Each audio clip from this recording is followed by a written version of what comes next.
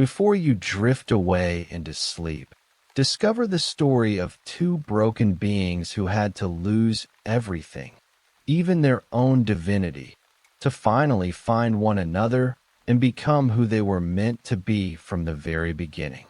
Somewhere in the world we call ancient, in that part of the earth where mountains touched the clouds and the sea was so blue that it seemed someone had spilled a piece of the sky upon the earth, there lived a maiden, and her name was Psyche. She was the youngest daughter of the king who ruled this land, and her beauty was such that people who saw her would stop and forget where they were going. They looked at her as they look at the sunrise rising over the sea, or at the first snow falling upon the earth, covering it with a white blanket, or at the flowers that bloom in spring after a long winter. They looked at her with reverence, with quiet wonder, with the feeling that they were seeing something that did not belong to this world, that had come to them from another time, another space, from that eternity where only the gods live, and those whom the gods love. She stood on the balcony of her palace, built of white stone, and when the sunlight fell upon its walls, they began to glow, as if made of that very light that had just left the sky. The railings were smooth from time, and her hands, when she touched them, felt that warmth which accumulates in stone when the sun has kissed it all day long. Below, at the foot of the hill upon which the palace stood, the city spread out. She could see its roofs covered with red tiles, see the smoke rising from the ovens where women baked bread, see the streets where people walked, so small, so distant, so unlike her. But Psyche did not look at the city with joy. She did not look at it with pride, as a princess looks upon her domains. She looked at it with longing, with that quiet and deep longing that lives in the heart of a person when they understand that they are surrounded by people, but still remain alone. She was beautiful, and her beauty was such that people who saw her could not help but say something aloud, to express their feelings, to show how they admired her. They gathered at the gates of the palace, and there were so many of them that it seemed the whole city had come to see her. They brought flowers that smelled sweet and fresh, and garlands they wove from green branches and white flowers, and they sang songs dedicated to her, and their voices rose to the sky like prayers, like those prayers people utter when they want the gods to hear them. They called her the second Aphrodite. They said she was more beautiful than the goddess of beauty herself, that she was her living embodiment, that she had descended from Olympus to live among mortals. They knelt before her, as they kneel before the statue of a goddess, and their faces were as serious as those who come to the temple to pray. They looked at her with reverence, but none of them dared to raise their eyes to meet her gaze. No one dared to smile at her as one smiles at those they love. No one dared to reach out a hand to touch her. No one dared to say to her, "I love you." She was too beautiful to be merely a wife. She was too distant to be merely a woman. Her beauty was like a wall that separated her from other people, like an invisible barrier that no one could cross. People looked at her, but they did not see her. They saw only the reflection of their own dreams, their own desires, their own hopes. And Psyche stood on the balcony, and she felt her heart, which beat like everyone else's, tighten with a pain that no one could see. She was beautiful, but her beauty did not bring her happiness. She was the one whom people were afraid to love, the one who was surrounded by admirers but remained alone, the one who received honors meant for a goddess, but did not receive what was meant for a woman. She could see how, in the city, in the houses that stood at the foot of the hill, other women lived. They were not as beautiful as she. Their faces were ordinary. Their hair was not as shiny. Their bodies were not as perfect. But they had what she did not. They had husbands who loved them, who embraced them at night, who whispered words of love to them, who shared their lives with them. They had children who ran through the streets and laughed, and their laughter was as bright as the sunlight. They had that life that Psyche could only dream of, that life that was as distant from her as the stars themselves. She did not know that her beauty had already attracted the attention of the gods. She did not know that on Olympus, in the golden hall that shone so brightly that mortals could not look upon it, the goddess Aphrodite, that very goddess of beauty whom people worshipped, was already watching her. She did not know that Aphrodite saw everything that happened on the earth, that she heard the songs people sang to Psyche, that she saw the flowers they brought her, that she felt her heart fill with cold anger. Aphrodite sat upon her throne, and her face was as beautiful as ever, but in her eyes burned a fire that had nothing to do with beauty. It was the fire of jealousy, that ancient and all-consuming jealousy that lives in the heart of a goddess when she sees that a mortal woman has dared to take her place. A mortal woman was receiving honors meant for her. This was an insult that Aphrodite could not forgive, could not forget, that she must wash away with blood and tears. She looked at her son, who stood beside her.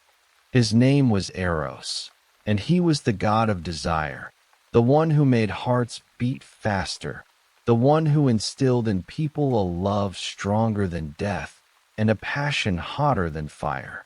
He was beautiful as the morning, and his eyes were as clear as the sky, and his hair was as golden as the sun's rays. He held a bow made of silver, and arrows as sharp as his gaze. He was her obedient tool, her faithful son, who never disobeyed her, who always carried out her commands, who never asked questions. "Eros," she said, and her voice was soft as the whisper of the wind, but in it was steel that could break any stone. "Descend to the earth. Find Psyche, the king's daughter, the one whom people call the second Aphrodite, and instill in her love for the most contemptible man that can be found on earth. Let her love him so deeply that her beauty will become her curse forever. Let her know what it means to be humiliated, what it means to be rejected, what it means to be the one whom no one wants to love." Eros nodded. He did not speak a word. He never disobeyed his mother. He took his bow, made of silver, and his arrows, as sharp as his fate, and set out on his journey. He descended from Olympus, and the wind, as warm as his breath, touched his face. He did not know that his life would change on that very night when he saw Psyche. He did not know that he, the god of desire, who had never felt desire, who had never felt what those felt whom he wounded with his arrows, would fall in love with the one he was meant to curse. Eros paused at the foot of Olympus. He knelt to adjust the loosened strap of his sandal, and the wind touched his face, and for the first time in his long existence, he felt that the air he breathed was different. Not the cold, transparent air of the gods, which smells of ambrosia and eternity, but the warm, moist air of the earth, which smells of grass and flowers, and of smoke rising from the ovens where women bake bread, and of salt brought by the sea. He did not know that this was a premonition, that his life would change on that very night when he saw Psyche. He thought he was merely carrying out his mother's command, as he had done thousands of times, as he had always done. He walked through forests, through fields, through those places where people lived, and his steps were as quiet as the shadows he left behind him. He did not hurry. He knew that Psyche would be where he was meant to find her. He knew that she was waiting for her fate, even if she did not know it. And when at last he reached the palace, when he crossed its walls, as white as clouds, and passed through the garden, which was full of flowers, he saw her. She was sleeping. She had walked through the palace garden for half the night and, exhausted, had fallen asleep on the stone bench that stood in the depths of the garden, beneath a great olive tree whose branches were as old as the earth itself and as wide as the sky. Her gown was white as the moonlight that fell upon her, and her hands, as delicate as flower petals, lay upon her chest, rising and falling with the rhythm of her breath. The light of the moon touched her face, and it made her so beautiful that Eros, who had seen more beauty than any mortal had ever seen, stopped and stood still. He had never seen such beauty. He had seen goddesses beautiful as the morning, and nymphs beautiful as spring, and mortal women beautiful as sunset. But he had never seen such beauty, which was as pure as the water in mountain streams, and as deep as the wine-dark sea, and as infinite as the sky. Her face was calm, and in that calmness there was something that made his heart, which had always been as cold as stone, begin to beat faster. He stepped closer, and his feet, as light as the wind, left no trace upon the grass. He stood over her, and he looked at her, and suddenly he felt his hand, which gripped the bough, begin to tremble. He had never felt this before. His hand had never trembled. He was a god, and gods do not tremble. He was the one who made hearts beat faster, but the beating of his own heart had always been as steady as time. He raised his bow. He drew the string. He was meant to carry out his mother's command. Nothing new, it seemed. Yet this time Aphrodite, his mother, a woman who possessed, it must be admitted, an undeniable talent for creating dramas out of nothing, for some reason demanded that a maiden of incredible beauty and purity of heart be strictly punished, although usually such beauties were simply meant to fall in love with someone suitable for the designs or intrigues of the Olympian gods. Eros knew that his arrows did not miss. They hit their mark precisely, if he did not allow himself to doubt. But this time his hand trembled. It was awkward, almost foolish, for a god who never missed to suddenly show weakness. He looked at Psyche, and she was too calm for someone who was meant to be his victim, too defenseless. And in that defenselessness there was something that prevented him from focusing. The bow he held was made of gold, but this gold had nothing to do with what jewelers value. It was woven from the light born in the eyes of lovers when their gazes meet, a light that has no weight, but it is precisely that light which makes everything else possible. The string sang when he drew it, and the sound was like a sigh escaping from the lips of a beauty when she realizes she can no longer resist.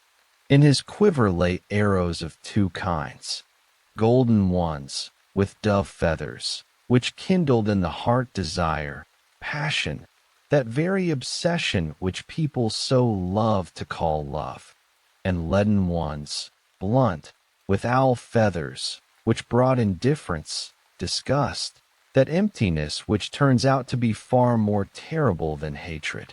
His hand still trembled. Strangely, it was at this moment that he caught himself thinking about his own origin. A question he had never seriously asked himself suddenly arose in his mind, a thought light, almost weightless, but insistent, like a ray of light penetrating through a crack in a shutter, fluttering in his temples. Aphrodite, his mother, was beautiful. Everyone knew this, but her beauty was not the kind that warms, but the kind that blinds. She was born from sea foam, that very foam that appears when waves crash with fury against the rocks, as if the world knows no other way to create something beautiful except through violence and chaos. She emerged from that foam fully grown, perfect, already pregnant with Eros. Or was she? Can one ever untangle this web of versions that has been layered for centuries? Some believe that Eros was older than all the gods, that he was born from chaos together with Gaia and Tartarus. And one ancient historian insisted that he appeared right after chaos, even before earth and sky. And if one follows this logic, then Aphrodite was not his mother at all, but he himself was one of the most ancient forces of creation. Still, rumors varied. Many said that his father was Ares, the god of war. And there was something right about that.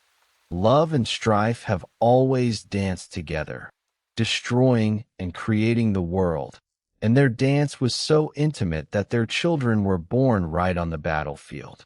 Ares was rough, direct, lacking that refinement which Aphrodite so valued. But he was passionate, and that could well compensate for everything else. Others insisted that his father was Uranus, the ancient god of the sky, castrated by his own son. They said that drops of Uranus's blood, falling into the sea, mixed with the foam, and from this union Aphrodite was born, and with her, him. In this case, he was not merely the son of the goddess of beauty, but her brother, part of the same ancient story that began long before the Olympians appeared. There were also those who claimed that his father was Hermes, because love is always connected with cunning, with the ability to deceive and find paths where others cannot enter. Aphrodite was not an example of marital fidelity. She was married to Hephaestus, the lame smith who spent his days in his forge, creating weapons and jewelry for the gods, and rarely ascended to Olympus. Their marriage was more an arrangement than a union of two hearts. Hephaestus knew of her affairs. He even caught her with Ares once, enveloping them in an invisible net, and all Olympus laughed at them. But Hephaestus was not the one who could hold the goddess of beauty. He was too busy with his work, too absorbed in his own world, to notice how she slipped away from him. And she slipped away, to Ares, to Hermes, to Adonis, and to others whose names have not survived in the myths, because they were too insignificant for history, but significant enough for her. And now she demanded that he punish the one who had dared to take her place. A mortal woman whom people honored as a goddess, forgetting the one who was the true goddess of beauty. The irony was that people always worship what they see and never think about what lies behind it. They saw Psyche's beauty and thought that was beauty. They did not know that true beauty is not what can be seen, but what can be felt, and that it always slips away, as water slips through fingers. He raised his bow again. His fingers gripped the string. He had to do this. His hand trembled, but still he released the arrow. And, as often happens when one thinks too much, when one's mind is filled with questions that have no answers, the arrow flew off course. It did not hit Psyche. It hit him. He felt a prick in his shoulder, slight, almost imperceptible, like a mosquito bite. But that was enough. He felt warmth spread through his body, felt his heart, which had always beat steadily as a clock, begin to beat faster.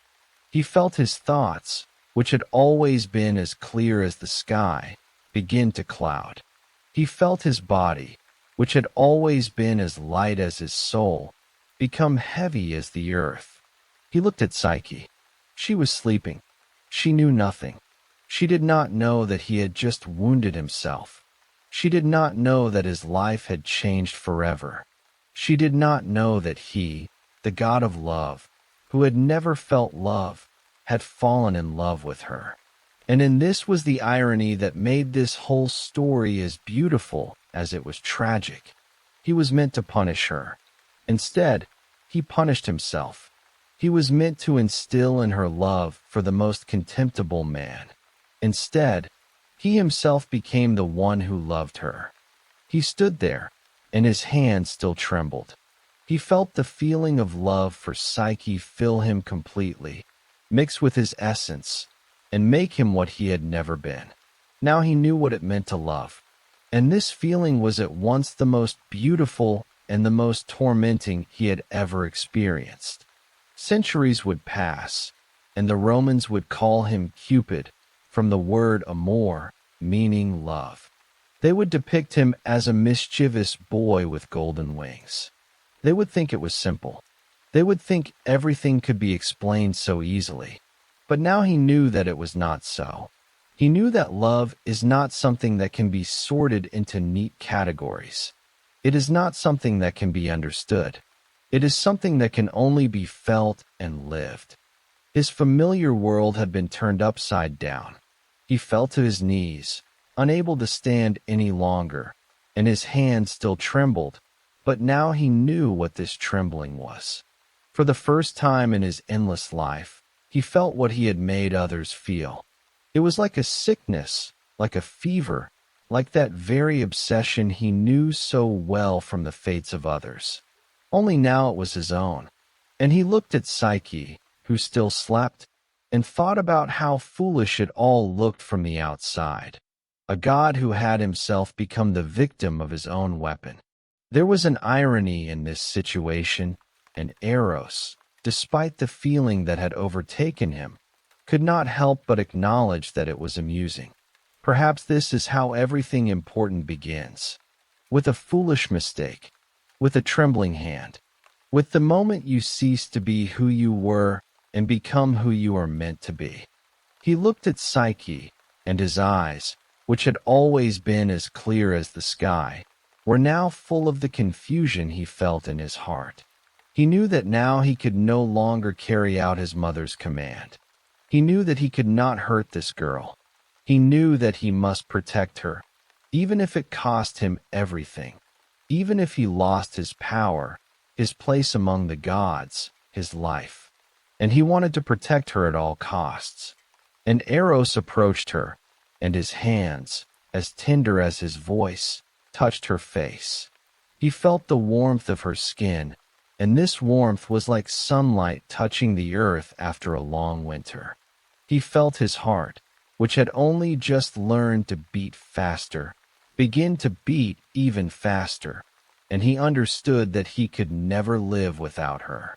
He whispered her name, and his voice was as quiet as the whisper of the wind in the leaves. Psyche, he said, and this name was like eternal music, like a promise, like the beginning of something that was meant to change them both forever. She did not hear him. She was sleeping, and her breathing was as steady as time, and her face was as calm as the water in drops of morning dew. She did not know that the god of love stood over her, that his arrow, which was meant to be her curse, had become his revelation, and that he had already begun his journey toward her, a journey that was meant to lead him through hell to give her eternity. And Eros stood over her and could not move from that place, because now he needed her as one needs water in the desert, as one needs light in the darkness. But he did not know that his love, as pure as the water in mountain streams, would be subjected to trials that could destroy it.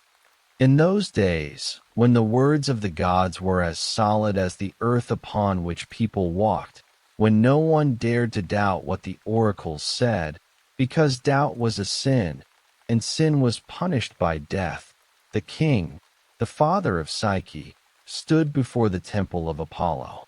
He was an old man.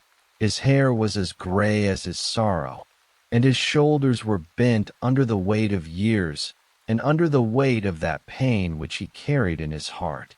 He had come here to hear the voice of the god, to learn what awaited his daughter, whom he loved more than anything in the world, and to understand why the gods had turned away from her. The king had 3 daughters. The 2 elder ones, those who were older, were beautiful with that ordinary, human beauty which attracts suitors but does not make them tremble. They had married kings from neighboring lands, as was fitting for a king's daughters, and their lives were exactly as one would imagine, steady, prosperous, predictable. The elder daughters were happy with that simple, understandable joy that comes when you know what you want and you get it. But Psyche, the youngest, was different. Her beauty was such that people who saw her forgot to breathe. They would stop in the streets when she passed by and look at her as they look at the sunrise or at a miracle. But suitors Psyche had none. No one ever asked for her hand. No one ever dared to approach her and say, "I want to be with you." Everyone was afraid that such beauty was not for them, that it was unattainable as the stars. Everyone was afraid that she would reject them, and this fear was stronger than their desire. Psyche felt unhappy. She saw how her sisters found husbands, created families, bore children. She saw how they laughed and wept, how they shared their joys and sorrows with those who loved them. And she remained alone. She was surrounded by people who admired her, but none of them saw a person in her. They saw only a statue, only an image, only a goddess to be worshipped, but who could not be a wife. Psyche was beautiful, but her beauty did not bring her happiness. The king, her father, saw this. He saw how his youngest daughter withered in her solitude, how she grew paler and sadder with each passing day. He saw how her beauty became her curse. He knew that his daughter deserved better, and he did not know what to do. He sent messengers to all corners of the earth. He offered great ransoms to those who would marry her. He promised half of his kingdom to the one who would make her happy. But no one came. No one dared. Psyche's beauty was too great, and the fear it inspired was stronger than any ransom, stronger than any promise. And then the king understood that he must turn to the gods. He must learn what to do.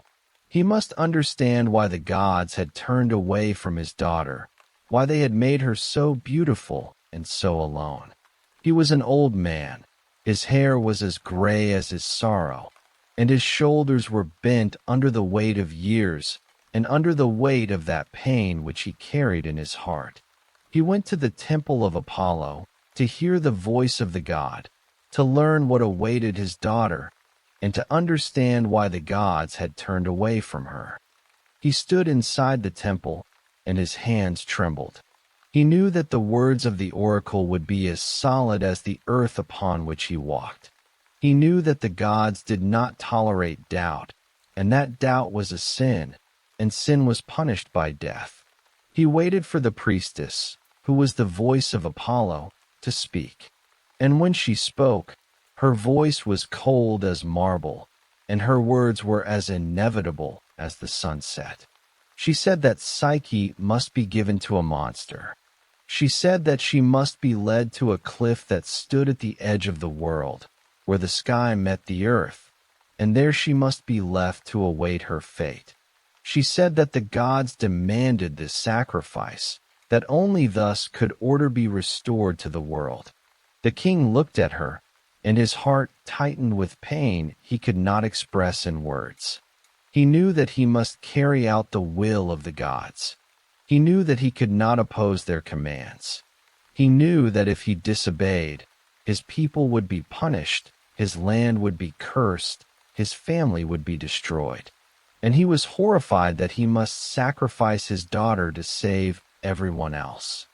Inside the temple, it was dark, and only the weak light of the oil lamps that burned at the altar illuminated the walls covered with ancient writings. The air was heavy with smoke rising from burning herbs, and with the smell of blood that had been spilled in sacrifice to the gods. The king stood there, and his hands, which had once been as strong as his will, trembled. He did not know that all of this was the beginning of something greater. He did not know that his daughter, whom he loved so much, was not merely a victim. She was the one who was to pass through death to find love. She was the one who was to become a goddess. She was the one whose story was to become a legend that would be told for millennia. He returned to the palace, and his steps were heavy as the words he had to speak, as the burden he carried in his heart, and each step was difficult, as if the earth beneath his feet was becoming more viscous and reluctant to release his feet. He entered the room where Psyche sat, and his eyes, as old as his soul, met hers. And in that moment, in that brief pause that lasted exactly as long as needed to understand that something irreparable was about to happen, he saw in her eyes that very innocence she had preserved despite all the years of solitude. That very hope that still flickered in her despite the fact that life had already proven to her more than once that hope was merely an illusion, and that very faith that belonged only to those who did not know what betrayal was, because no one had ever been close enough to betray her. He lowered his eyes, because he could not look at her, and he told her the truth, that very truth which the gods had commanded him to deliver, and each word fell between them like a stone that falls into water and leaves behind ripples that spread wider and wider until they disappear entirely.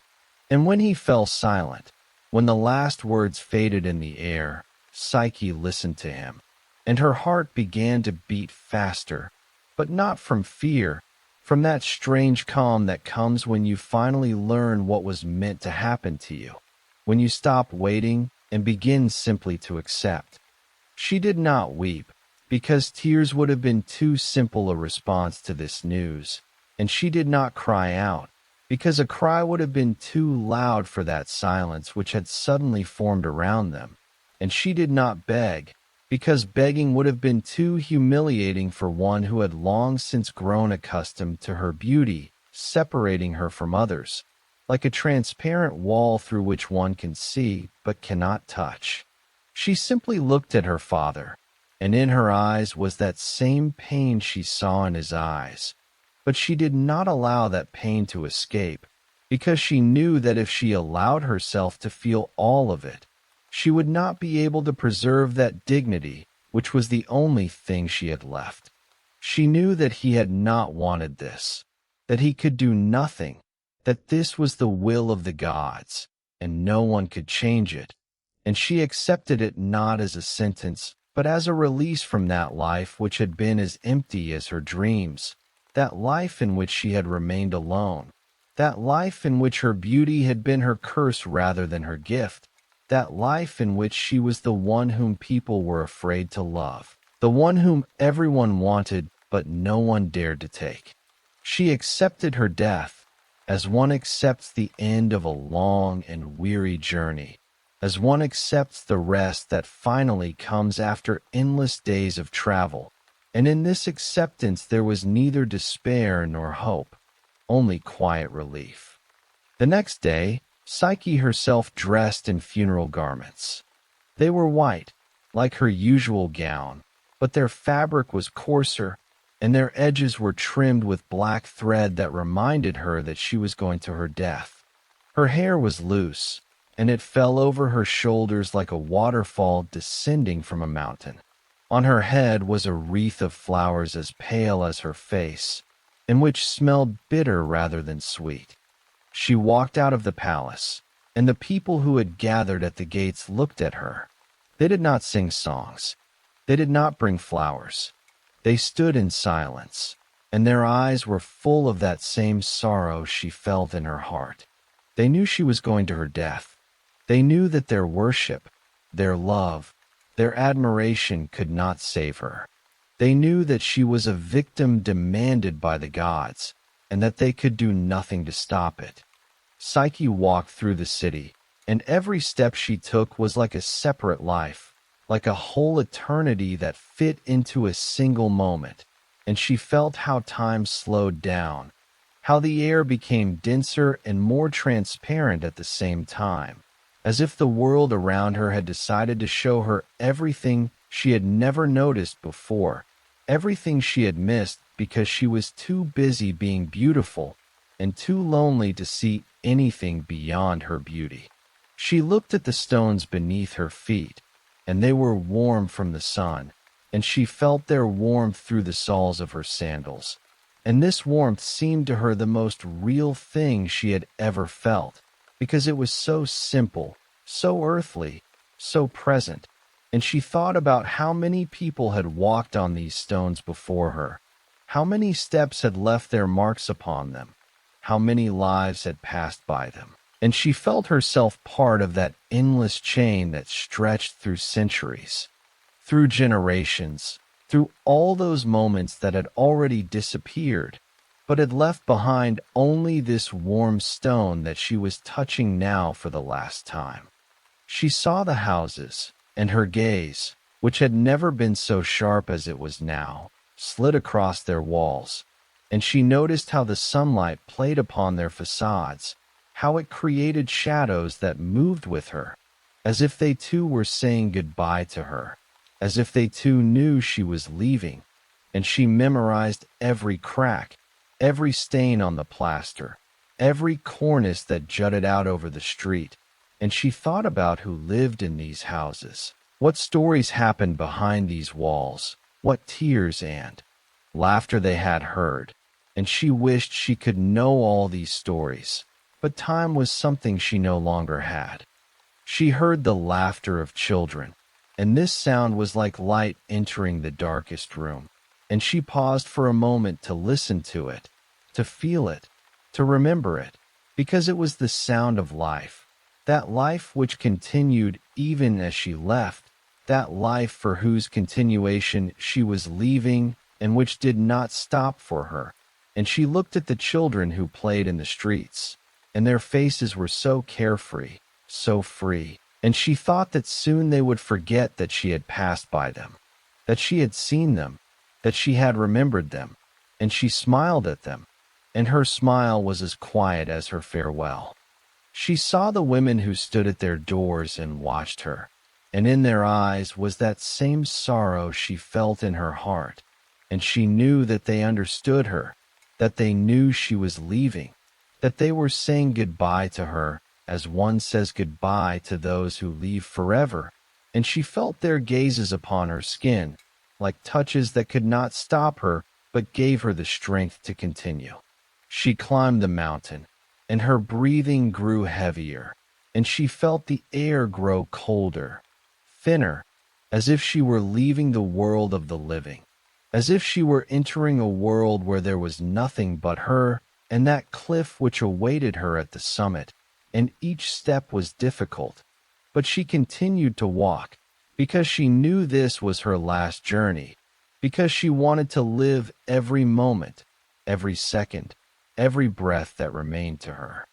She reached the summit, and she stood on the edge of the cliff, and the wind blew in her face, and her gown billowed in the wind, and her hair touched her face, and she looked at the world that stretched before her, and it seemed to her so beautiful, so alive, so present, as if she were seeing it for the first time, as if she had never noticed how beautiful it was, because she had been too busy, and she felt her heart beat steadily and calmly, as if it too was preparing for what was to come, as if it too knew this was the end, and she closed her eyes, and she felt the wind touch her face, and she felt the sun warm her skin, and she felt her life leaving her, like water seeping into sand, like breath growing quieter, like light fading, and she accepted it, because she knew it had to happen. But instead of dying, she felt the wind lift her and carry her above the earth. It was a warm wind that smelled of flowers and honey, and that touched her face like the touch of loving hands. Perhaps you have already guessed who it was? Yes, it was Zephyrus, the god of the west wind, who had been sent by Eros to save her. He lifted her, and she felt her body become light as her soul, as she rose into the air, as she flew above the earth, above the sea, above the mountains. She flew, and she was not afraid. She did not know where she was flying, but she knew that this was better than death, that this was better than loneliness, that this was the beginning of something new. She flew, and the wind touched her face, and she felt her heart, which had been as empty as her life, begin to fill with new hope. The wind set her down in a valley as beautiful as her dreams. There, among green hills and flowering gardens, stood a palace. It was made of white stone that shone so brightly that it seemed to have been built from sunlight. Its columns were tall as trees, and they were covered with carvings that told stories of gods and heroes. Its doors were open, and from within came music as gentle as the wind that had brought her here. Psyche entered the palace, and her feet, as light as her soul, stepped upon marble tiles as smooth as her skin. She looked at the walls, which were covered with frescoes depicting scenes from the lives of the gods, and at the ceiling, which was almost as high as the sky. She heard music that came from invisible sources, and she smelled the fragrance of blooming flowers that grew in the gardens surrounding the palace. She stood in the center of this palace, and her heart, which had been as empty as her life, began to fill with hope. She did not know that this place would become her home, that this place would become her prison, that this place would become the beginning of her greatest journey. She did not know that the one who had brought her here was a god who loved her, and that his love was as strong as his secret. The light of the oil lamps that burned in golden candelabra fell upon the walls covered with frescoes, and these frescoes told stories that she could not understand, but that she felt somewhere deep in her heart. She looked at them, and it seemed to her that they were speaking to her, that they were whispering to her about something important, about something that was destined to happen to her. She passed through the halls where tables stood laden with food as beautiful as her dreams. She saw fruits as golden as sunlight, bread as white as clouds, and wine as dark as the waters of the wine-dark sea. She did not know who had prepared this meal, who had placed it on the table, who had waited for her arrival. She simply sat down in a chair and began to enjoy the feast, nibbling little by little at the juicy apricots, and her hands, as tender as flower petals, touched these fruits, and they were warm like her own breath. But when night came, when the light of the oil lamps began to fade and the shadows grew longer than ever, she felt that she was not alone. She felt his presence before she heard his steps. It was like the sensation of warmth that comes from a fire when you stand near it, like the feeling of wind that touches your face before a storm begins. She turned, and no, she did not see him. She saw a shadow that moved in the darkness, and in that shadow there was something that made her heart beat faster. He entered the dark room, and his steps were as quiet as her own breathing. He was not visible to her eyes, but she felt his presence as clearly as one feels the warmth of the sun on one's skin. She felt him draw nearer, his shadow growing denser, his breathing becoming more distinct. She did not see his face, but she knew that he was looking at her, that his eyes, though invisible to her, were touching her face, her hands, her soul. And then he spoke. His voice was warm like a summer day, and gentle like the touch of wind upon the face. And in it there was such depth that she felt her soul, which had been as empty as her life, beginning to fill with something she had never felt before. He said that he loved her. He said that he had waited for her all his life. He said that she was the one he had sought, the one he had wanted, the one he was destined to find. And she answered him. Her voice was as quiet as his, and in it was the same tenderness she felt in his words. She said that she did not know him, that she could not see his face, that she did not understand what was happening. But she said that she felt him, that she believed him, that she was ready to accept his love, even if she did not understand it. They shared a bed, and she was his first, and he was hers. She did not see his face, but she felt his touch, and it was like light that penetrates the darkest room and fills it with warmth. His hands were as gentle as his voice, and when they touched her skin, she felt her body, which had been as cold as her soul, begin to warm. She felt his breath upon her face, his heart beating in time with hers, their bodies becoming one. She fell in love with a stranger. She fell in love with one she could not see, with one who was only a shadow, with one who was a voice in the darkness. She loved him not for his face, not for his body, not for his name. She loved him for how he touched her, for how he spoke to her, for how he made her life more full, more real, more alive. She loved him because he was the first to see in her not a goddess, but a woman, because he showed her the attentions due to a woman, not the worship of a beautiful goddess. And he, in turn, for the first time felt that he was loved not as a god, but as a man. He was the one who made hearts beat faster, but his own heart had never beaten so fast as it did now.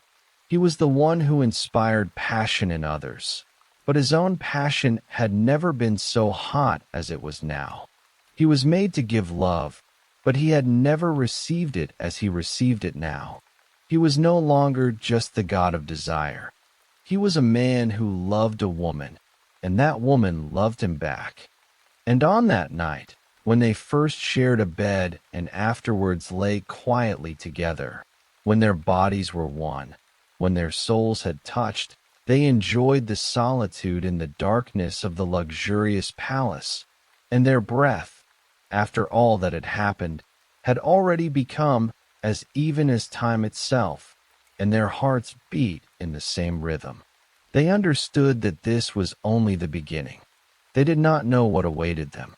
They did not know that their secret would become their curse. They did not know that their love would be put to trials that might destroy them. But on that night, in that room, in that darkness, they were together, and that was enough. It was enough for them to feel that they were alive, that they were real, that they existed. And it was enough for them to know that their love, however difficult it might be, was worth fighting for. She did not see his face, but she knew him. She knew him by his touch, by his voice, by his breath. She knew him as only those who truly love can know, those who see not the face but the soul. And he knew her the same way. He knew her by her warmth, by her gentleness, by her trust. He knew her as only those who are ready to give everything to be with the one they love. Yet when morning came, when the light began to enter the room, she woke up alone. He had gone, as he would always go from then on, before dawn, before she could see his face. She lay on the bed, and her body was still as warm as his touch, and her heart was as full as his love. She knew that he would return. She knew that he would be with her. She knew that their love, however secret it might be, was real. The days passed like water that flows over stones, leaving behind only a smooth surface that does not remember what came before.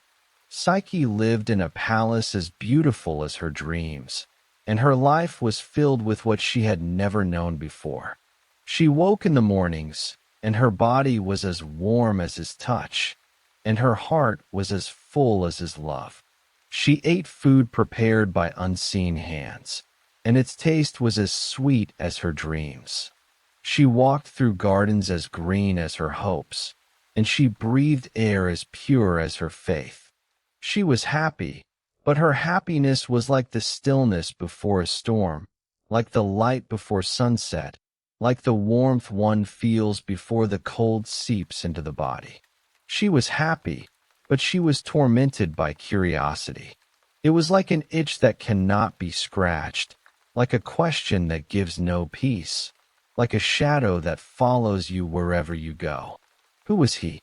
Why did he hide his face? Why did he come only at night and leave before dawn? Why did he not allow her to see him? She asked herself these questions every day, every hour, every moment when she was alone. She tried to find answers in his touch, in his voice, in his breath. But the answers did not come.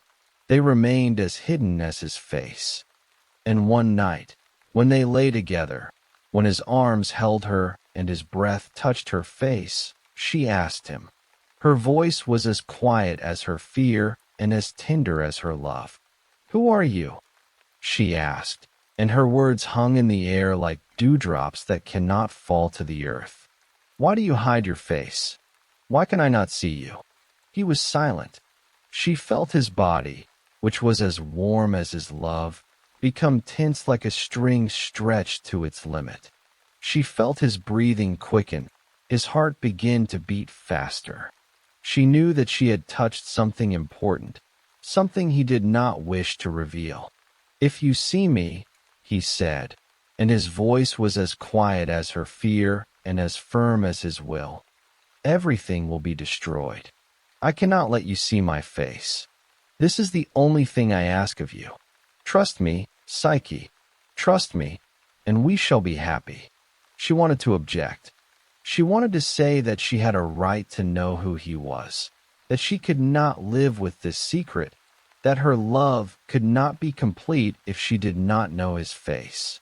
But she felt his fear, his love, his despair. She understood that he was afraid not for himself, but for her. She understood that his secret was not a whim, but a necessity. She understood that his love was as strong as his fear. "I trust you," she said, and her voice was as warm as his touch. "I will not look at you. I promise."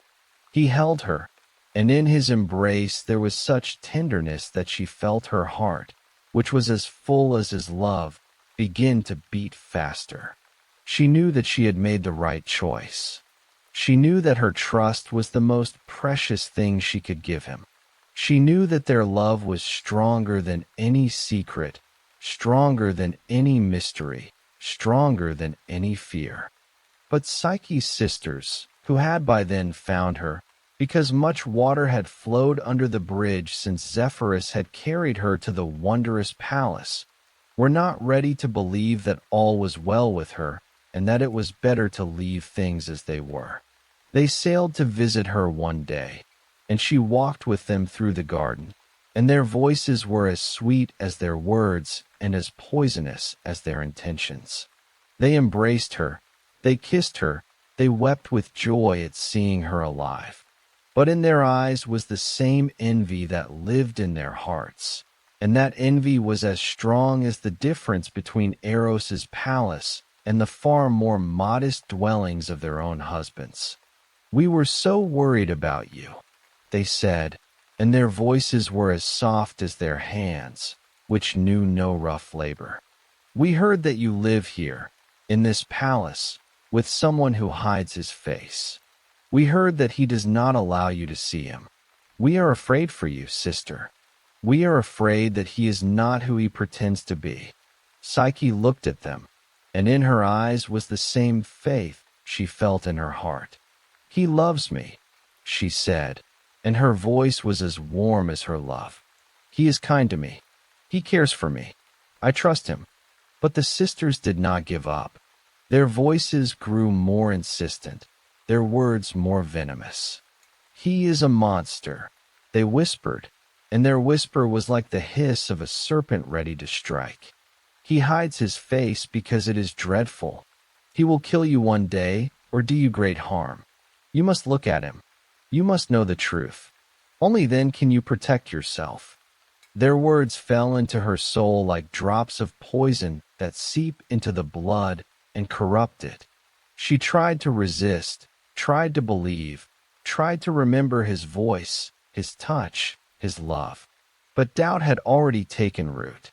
It grew within her like a weed that cannot be pulled, like a shadow that cannot be lit, like a fear that cannot be conquered. Eros felt the danger. He knew how her sisters whispered in her ear, how their words entered her heart, how her trust began to weaken.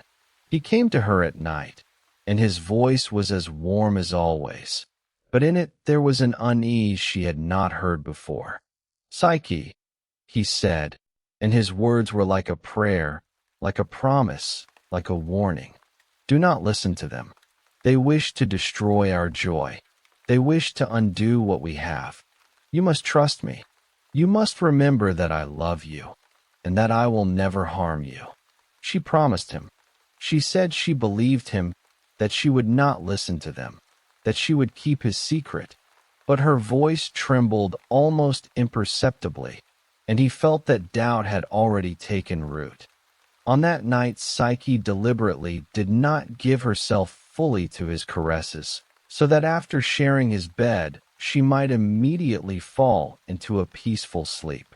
She had resolved to dispel her doubts, and she lay quietly beside him with her eyes closed, waiting for Eros to fall asleep, for his breathing to become even and deep, for his body, which was as warm as his love, to relax in the embrace of slumber. She lay beside him, and her heart beat faster than ever, and her hands trembled as she reached towards the lamp that stood on the table by her bed. She knew that she was doing something forbidden, that she was breaking the promise she had made to him, that she was betraying his trust. But she could not stop. The doubt that her sisters had sown in her heart was like a weed that sprouts in the richest soil, and it grew until it filled her entire being. She lit the lamp. The flame leaped up, and its light was as bright as her fear and as warm as her desire to know the truth. She turned towards him, and the light fell upon his face. And she saw him. It was not a monster. It was not a beast, not a demon, not what she had feared to see. It was the most beautiful of the gods. His face was as perfect as the morning dawn, and his skin was as smooth as the marble from which the temples were built. His hair was golden like sunlight, and it fell upon his shoulders like a waterfall descending from a mountain. His lips were as tender as his words, and his eyes were closed, but she knew that when they opened, they would be as clear as the sky and as deep as the sea. She looked at him, and her heart, which was as full as her love, filled with awe. She could not look away. She could not breathe. She could not think. She simply looked at him, and in that look there was everything, all her doubts, all her fears, all her hopes. She understood that he was not merely a man, not merely a lover. He was a god. He was one who stood above all mortals, one who was made of light and eternity. And she, a mortal woman, had dared to love him. But her hand trembled as she held the lamp, and a drop of hot oil fell from it and touched his shoulder. She saw him flinch, saw his body, which was as warm as his love, contract with pain, and she saw his eyes open. They were as clear as the sky, but there was no light in them.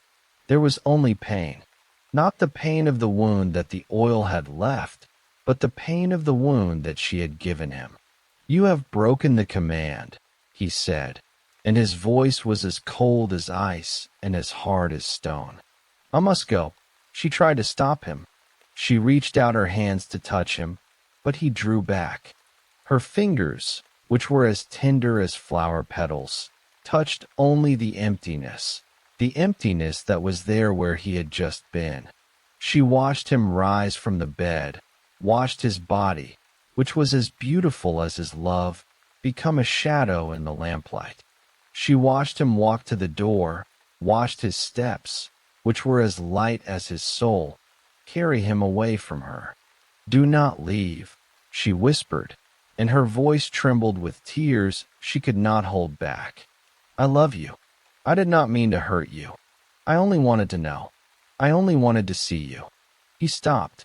He turned to her, and in his eyes was the same pain she felt in her heart. "I know," he said, and his voice was softer than ever. "I know you did not mean to hurt me, but you broke the command. You did not trust me. You doubted my love. And that doubt has destroyed everything." He left. He walked out of the room, and his footsteps faded down the corridor, and she was left alone. She lay on the bed, and her body was as cold as the emptiness that filled her heart. She stared at the door through which he had gone, and her eyes were full of tears she could not stop. She knew that he would not return. She knew that she had lost him. She knew that her love, which was as strong as her life, had been destroyed by her own hands. That was the moment when both lost everything. She lost her husband, the one who was her only joy, her only hope, her only love. He lost the one he loved, the one who was not just a woman to him, but a part of himself, the one who had changed him, who had made him human. His pride was stronger than his love. He left, though his heart was breaking. He left because he could not forgive her. He left because he could not allow himself to stay. And she was left alone. She was left in a room as empty as her soul. She was left with the lamp that burned on the table, and its light was as bright as her pain. She looked at it, and she knew that this light, which was meant to bring her truth, had brought her only suffering. She knew that her curiosity, which was as strong as her love, had destroyed everything she had. Eros left, and his steps were as quiet as his tears.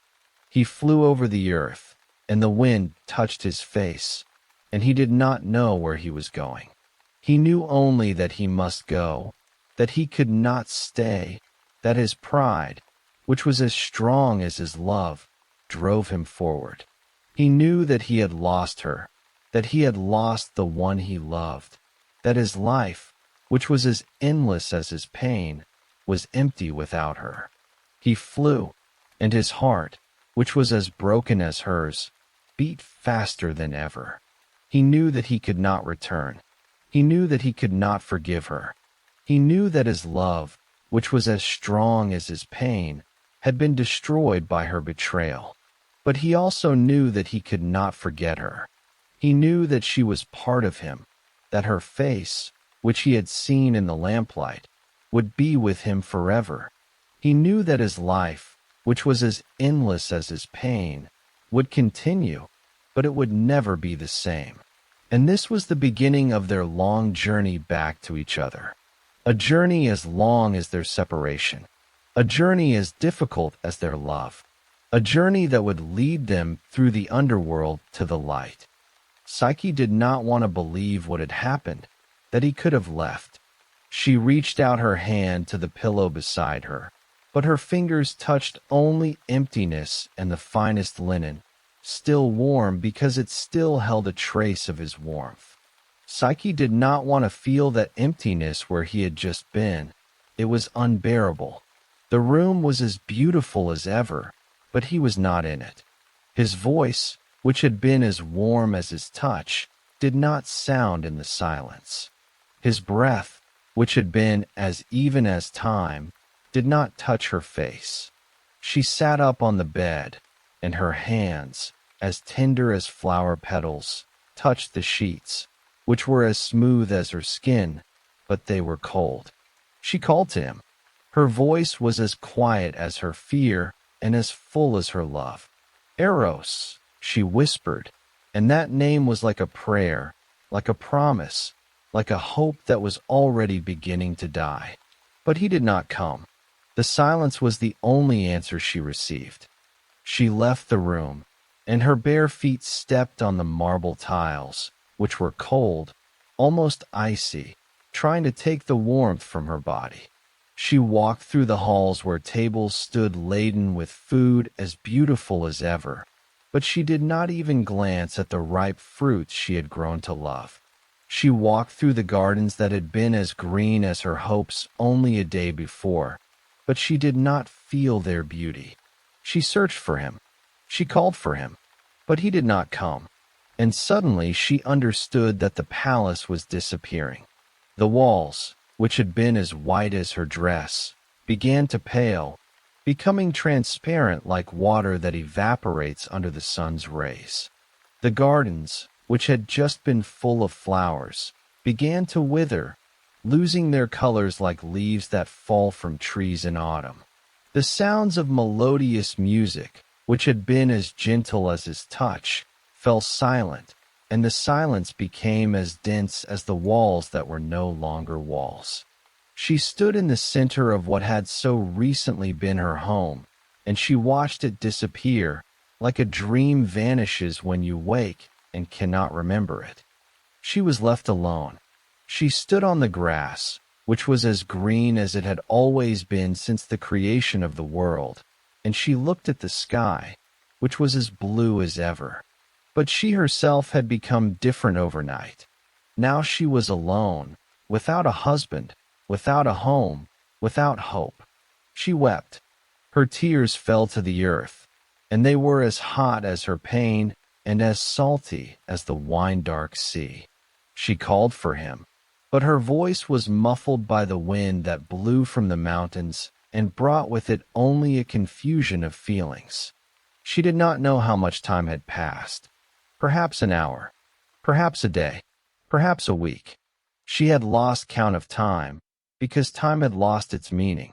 She sat on the ground, and her hands, as tender as flower petals, touched the grass, which was as green as ever, and she felt her heart, which was as broken as her life, want to begin healing, but every attempt brought only new pain.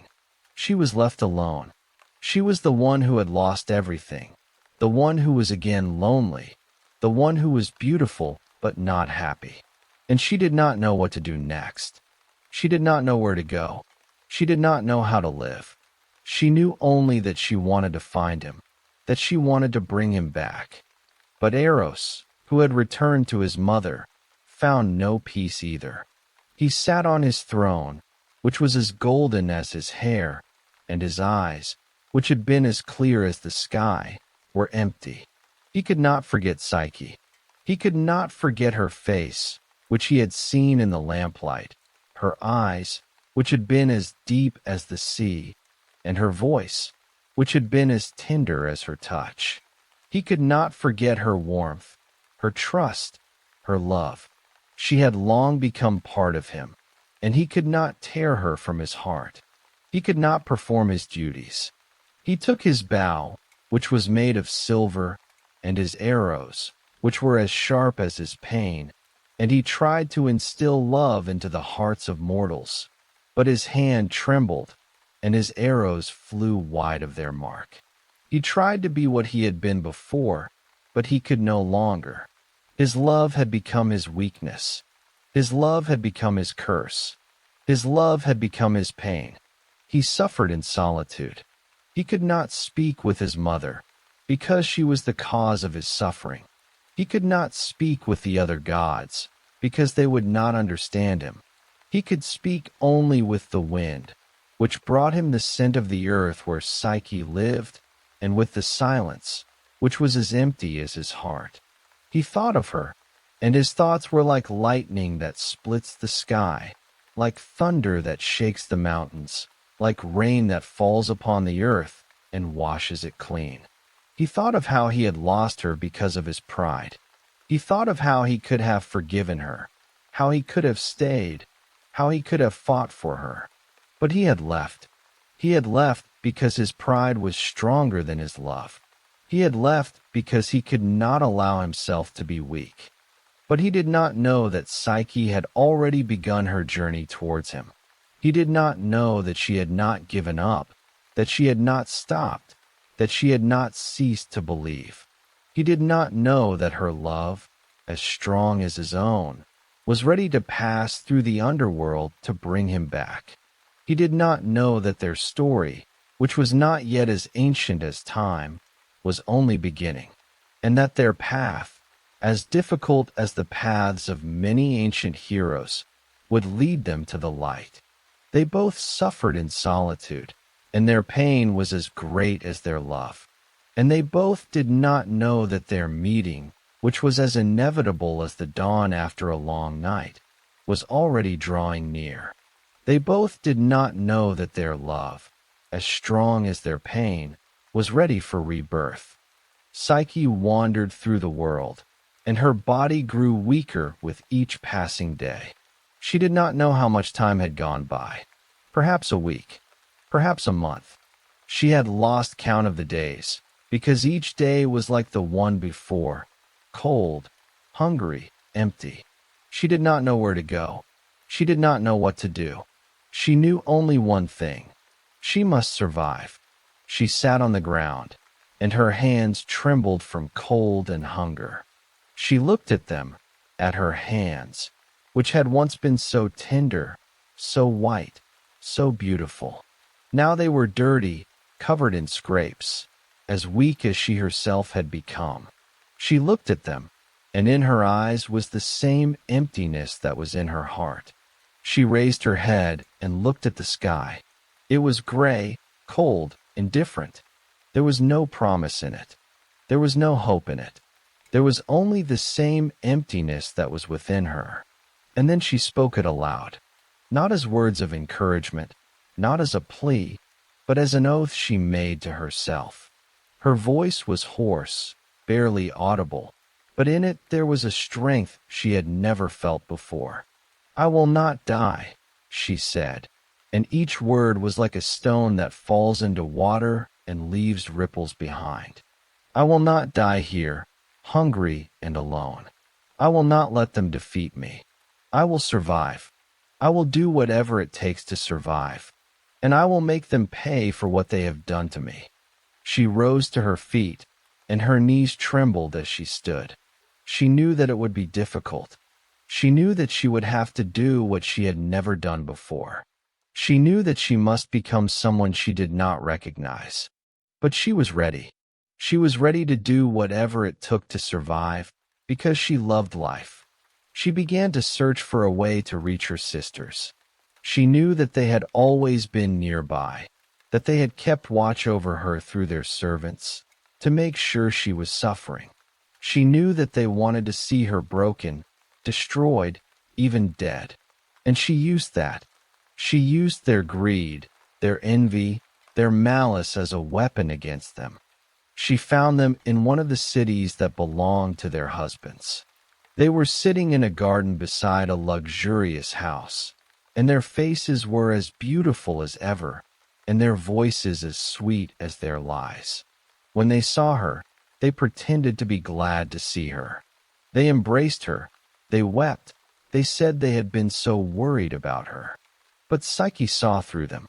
She saw how their eyes glittered with curiosity, how their hands trembled with impatience, how their voices were too sweet to be sincere. She knew that they had been waiting for this moment, that they wanted to see her suffering, that they wanted to savor her pain. And she gave them what they wanted. "I am so glad I found you," she said, and her voice was as sweet as their own. "I am so glad you care about me, but I must tell you something important." She sat down beside them, and her hands trembled as she took theirs. She told them a story she had invented. She said that her husband, who was a god, had left her because when she lit the lamp and saw his face, he looked at her and somehow decided that her sisters were more beautiful, and now he wished to marry one of them. She said that he had been disappointed in her, that he was seeking one more worthy, more beautiful, more perfect. And she said that he did not dare to hope that they, married women, would leave their king husbands for him. But still he would hold out great hope and would wait for them on that very cliff from which Zephyrus had once taken Psyche and carried her to the palace. She watched as their eyes lit up with hope, as their faces became more animated, as their breathing quickened. They believed her.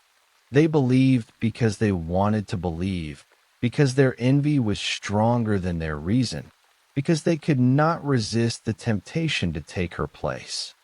"How lucky you are that he waits for you," she said, and her voice was as quiet as the whisper of the wind, and as confident as if her words were true and she had never spoken a falsehood. "He told me that you are the ones worthy to become the lovers of a god, and that he has already arranged with Zephyrus to carry you to his palace as soon as you decide." The sisters immediately prepared to set out, telling their servants at the palace that their father had died and they urgently needed to leave for his funeral. Not a single muscle moved on Psyche's face as she led them to the cliff. She walked before them, and her steps were as light as a swan gliding on water. She felt their gazes on her back, and she knew that they believed her, that they followed her, that they were ready to do anything to take her place. She felt neither pity nor doubt. She felt only the cold determination that grew within her with every step. She brought them to the cliff where she herself had once stood, thinking she was about to die. There, where the sky met the earth, and the wind blew from the sea, and the sea was as endless as her future. She stopped at the edge and turned to them. "He is already here," she said, and her voice was as cold as the wind, and as certain as her words. "Zephyrus is waiting for you. Jump, and he will receive you." She stood and watched as her sisters, one after the other, jumped down, thinking that a divine messenger awaited them, who would carry them to their new divine husband. She saw them fall, saw their bodies shatter against the rocks, heard their cries cut short and vanish into the silence. She stood at the edge of the cliff, and the wind blew in her face, and she looked down at the remains of her sisters lying below. She did not weep, nor did she turn away. She simply stood there, and her heart in that moment was as empty as her soul, which had just been freed from the last illusion. The illusion that one could always be innocent, kind, trusting, and that one could simply accept one's fate and never try to change anything. Psyche looked at the wine-dark sea, which was as endless as her future, and in that endlessness there was something soothing. She knew that she had done what she had to do. She knew that she was no longer the one who occupied a weak position. She had become one who protects herself. She had become one who would no longer allow anyone to destroy her life. In a moment she would turn and walk away, and her steps would be as light as the fluttering of a butterfly. She would leave behind her past, her treacherous sisters, and her former self, that naive girl so easily deceived. Psyche would walk towards a new life, towards a life in which she would no longer be a victim, but one who could choose, one who could fight, one who could both love and hate and act. Psyche wandered through the world. She passed through forests where the trees were as old as time itself, and their branches touched the sky like hands raised in prayer. She passed through mountains where the air was as cold as her fear, and where the stones were as hard as her resolve. She passed through valleys where rivers flowed as fast as her tears, and where the grass was as green as her hope. She walked day after day, night after night, and her feet, which were as weary as her soul, kept moving, because she knew that if she stopped, she would lose everything. She came to Demeter, the goddess of fertility, who was as ancient as the earth itself, and whose face was as wise as time. She fell to her knees before her. "Help me," she said, and her words were like raindrops that fall on dry earth and beg it to bloom. "I seek Eros. I love him, and I cannot live without him. You are a goddess who knows what it means to lose. You know what it means to search. Help me find him." But Demeter shook her head. Her eyes, which were as old as the world, were full of sorrow, and her voice was soft as the whisper of the wind. "I cannot help you, child," she said. "Aphrodite is my sister, and I fear her wrath. She will not forgive me if I help you. Go to Hera. Perhaps she can help you." Psyche rose and walked on. She found Hera, the queen of the gods, who sat upon her throne, and her face was as beautiful as her power and as cold as her heart. Psyche fell to her knees before her. "Help me," she said. "I seek Eros. I love him, and I cannot live without him. You are the queen of the gods, and you know what it means to be a wife, what it means to be loved. what it means to fight for your love. Help me find him." But Hera shook her head. "I cannot help you, child," she said. "Aphrodite is my rival, and I fear her wrath. She will not forgive me if I help you. There is only one who can help you. Go to Aphrodite. Go to the one who hates you. Only she can return your beloved to you." And Psyche stood there, and her heart was as empty as her hope, and she thought about what she had done wrong, why the gods had turned away from her, why she was so alone, why she was so weak, and she thought about how she had never been strong, how she had never known how to fight, how she had always waited for someone to come and save her, and suddenly, without any reason, without any sign, she felt something change within her, not like a sudden revelation, but like a quiet, almost imperceptible awareness that seeped into her soul like water seeps into sand. And she understood that she could not wait for help from others, that she must save herself, and that her path to salvation lay only through stepping towards her greatest terror, the mere thought of which made her heart stop. She must go to the one who wished to destroy her. She must meet Aphrodite face to face, not as a victim, but as an equal, not as one who begs, but as one who enters negotiations. And Psyche took the first step, and her feet did not want to go towards Aphrodite. A weakness appeared in her soles, a weakness appeared in her hands, and she wanted to sit down immediately, or even better, to lie down, curl up, and freeze, and to sleep. But gathering her will into a fist, Psyche said to herself, "Do not be afraid.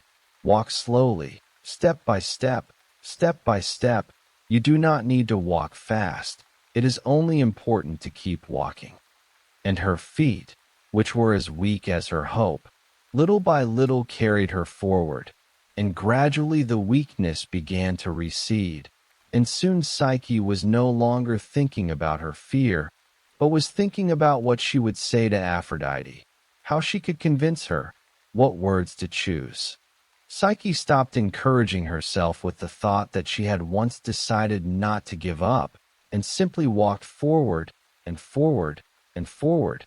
And at some point she understood that the main thing now was not to stop, even if she made mistakes. Not to stop. She could not stop.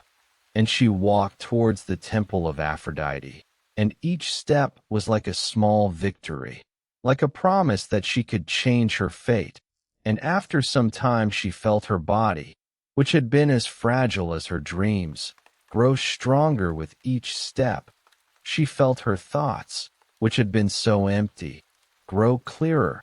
She felt her soul, which had been as broken as her life, begin to heal. And that healing was like a slow but inexorable process that required nothing from her except that she keep walking towards Aphrodite.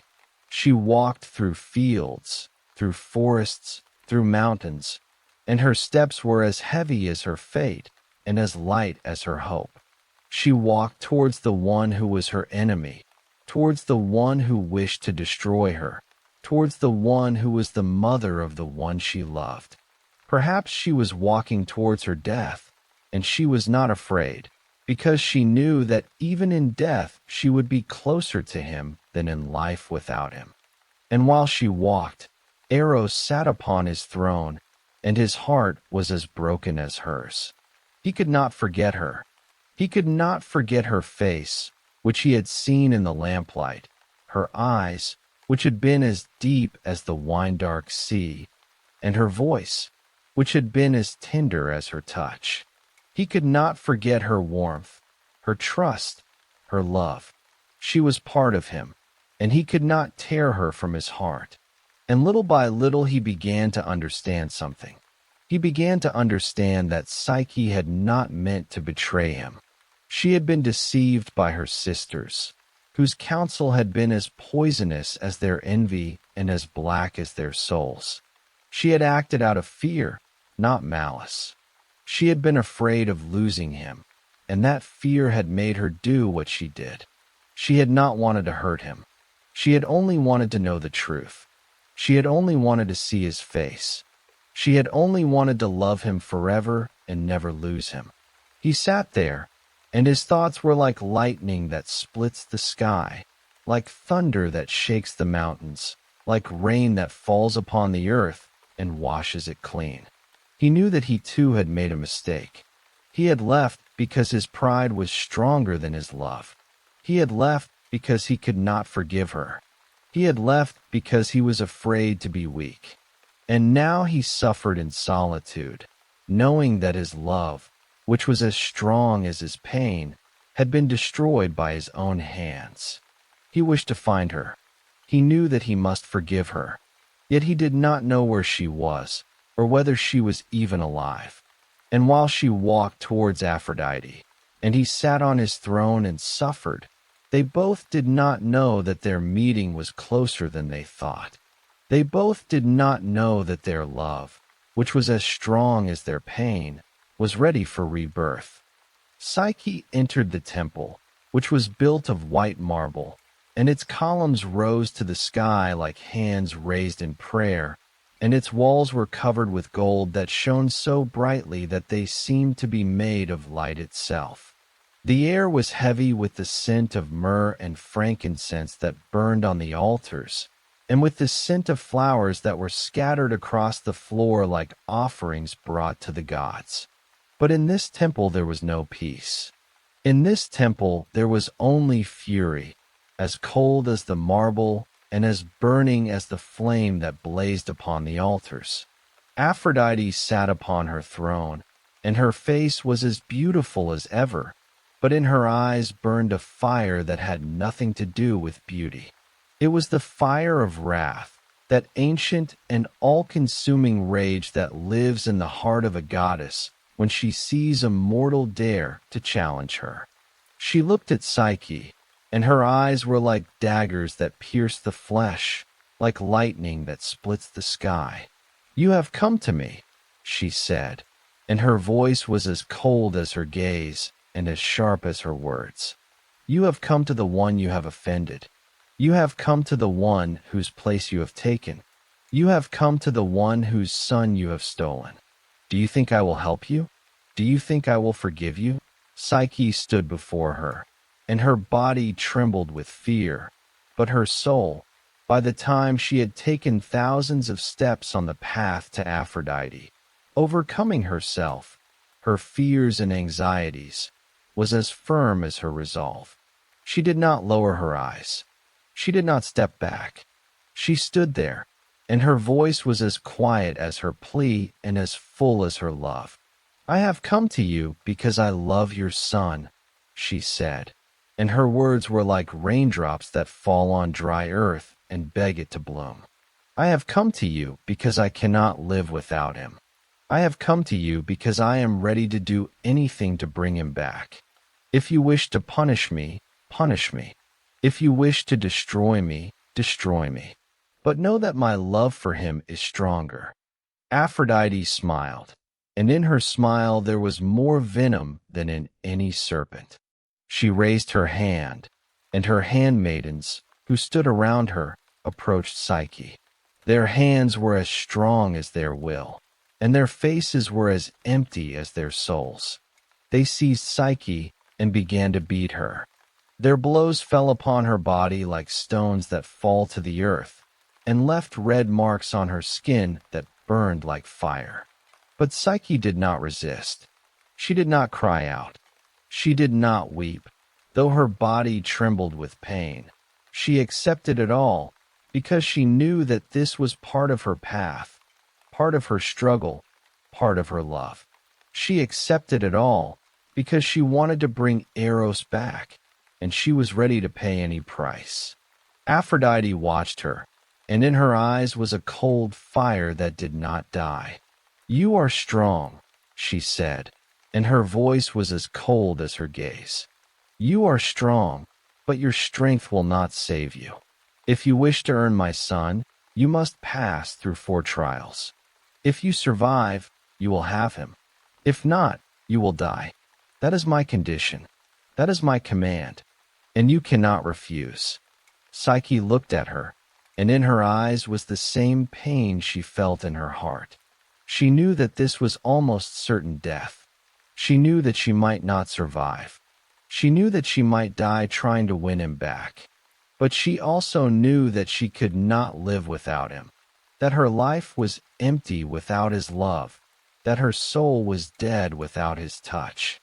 "I agree," she said, and her voice was as quiet as her plea and as full as her love. "I will pass through your trials. I will do everything to bring him back. If I die, I will die with his name upon my lips. If I survive, I will be with him forever.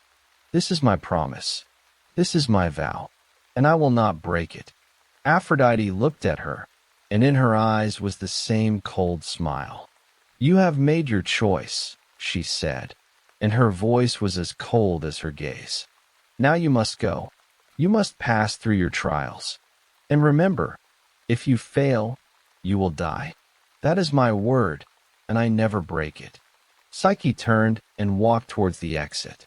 Her steps were as heavy as her fate and as light as her hope. She stepped out of the temple, and the sunlight touched her face, and she felt her heart, which had been as broken as her life, begin to beat faster. She knew that she was ready, that she was strong, that she would be able to endure everything that awaited her. She knew that her love, which was as ancient as time, would lead her to him. Aphrodite stood personally before Psyche, and in the goddess's hands was a bowl filled with seeds. She poured them out onto the ground, and they fell like rain that falls on dry earth, and they mixed into a huge heap as large as her hatred. In that heap were seeds of wheat and barley, poppy and lentil, millet and flax, and they were as varied as her whims and as numerous as her wrath. She looked at Psyche, and in her eyes was the same cold smile. "You must sort them," she said, and her voice was as cold as her gaze and as firm as her will. "You must separate one from another, every seed from every other, and you must do this before dawn. If you do not, you will die. This is my word, and I never break it." Psyche looked at that heap, and the first thought that came to her mind whispered that this was impossible. She knew that it was like trying to catch the wind with one's hands. The second thought no longer whispered but spoke in a loud inner voice that this was not a trial but a death sentence, that this was death itself, that this was the end. Psyche sat down on the ground, and her hands, which were as tender as flower petals, rested on her knees. Her head drooped, and her hair, as dark as night, fell across her face, hiding it from the world. She did not know how long she sat there. Perhaps a minute, perhaps an hour. She had lost count of time, because time had lost its meaning. And then she wept. Her tears fell to the earth, and they were as hot as her pain and as salty as the sea. She walked a little further and found herself at the edge of a cliff, and the wind tossed her hair, and far below, the water was black, its surface as impenetrable as her own soul, and she looked at that water, and it seemed to her that she saw her reflection there. That same Psyche who had once been so naive, so believing, so alive, and now that Psyche had vanished, and only emptiness remained, as deep as this abyss and as cold as the wind that blew in her face. She thought about how easy it would be to simply close her eyes and stop feeling this pain, how easy it would be to simply stop, to stop fighting, to stop hoping, to stop believing, and it seemed to her that to go into that long, long silence, where there were no tasks, no pain, no loneliness, would be better than to continue this path, which was as endless as her suffering and as useless as her tears. She took a step forward, and her foot touched the edge of the cliff, and she felt her body, as fragile as her dreams, ready to obey that call, ready to let go of everything that held her in this world, and she closed her eyes so as not to see what was about to happen, and she had almost believed that this would be right, that this was the best way out. But then a thought came that she, Psyche, had already made a mistake once, trusting her own reasoning and shining the lamp in her beloved's face. And then that too had seemed to her wise and right. So why could she, Psyche, not be wrong a second time? And was she not mistaken now? And suddenly she remembered how she had already stood at the edge, that time by the river, after Eros had left her, and she had gone under the water, and the cold river had closed over her head, and she had thought that this was the end, that she would finally find the peace she had so long sought, and her body, as weary as it was now, had begun to sink into the darkness, and she had felt her breath grow weaker, her heart beat slower. Her thoughts begin to vanish, one by one, like candles that gutter in the wind, and she had almost dissolved into that darkness when suddenly something had happened. The water, which was meant to be her final resting place, had cast her out onto the shore. It was not her choice. It was not her will. It was the water itself that had refused to accept her, as if she were not made to disappear, as if her life had a meaning that she herself did not understand. She lay on the shore, wet and shivering, and she did not know what to do, did not know how to go on. But at that moment she met Pan, and his voice was as calm as his eyes, and he told her something she remembered forever. "Such an end is not for you," he said, and his words were like raindrops that fall on dry earth, but leave nothing behind but silence. "You think you can run from your fate, but you are wrong. Your soul must live. You must pass through everything that awaits you. Now you believe this is punishment, but it is your path, the only path that can make you what you must become." And she remembered this now, standing at the edge of the cliff, and she understood that it had not been chance. It had been a sign. It had been a warning. It had been a reminder that her life did not belong to her, that her fate was greater than she could imagine, that her path was not yet finished, and that going into that long silence was not the solution that could save her from what she had to do, because such an end was never a way out. It was never a way out. It was only an entry point into an abyss from which there is no exit. And the only way out was to seek a solution, even when there was no hope of success. Seek and do not stop. Step by step, seek. And Psyche took step after step back from the edge of the cliff. Not because she was sure that everything would be all right, but because she knew that she had no right to give up, that her soul must live, as Pan had said, that her path must be walked to the end, even if that path was as dark as the abyss that opened before her. She took a breath, and her breath was as cold as the wind, but in it there was something new, something she had not felt before, and it was not hope, not faith, but simply a quiet acceptance that she must go on, because she could not stop, because she could not disappear, because she must live. And at that moment Psyche felt lighter, and strength came to gather the remnants of her will into a fist, and she turned away from the abyss and calmly walked forward, walking to seek answers to the task that Aphrodite had given her. She did not know what awaited her, did not know if she could get through it all, but she knew that she would not choose the path that led nowhere, because such an end was never a way out, and never had been. "How am I to do this?" she whispered, and her voice was quiet because she was speaking to herself. "It seems impossible. I cannot manage it." And besides pondering the task, Psyche had to fight against the despair that kept returning.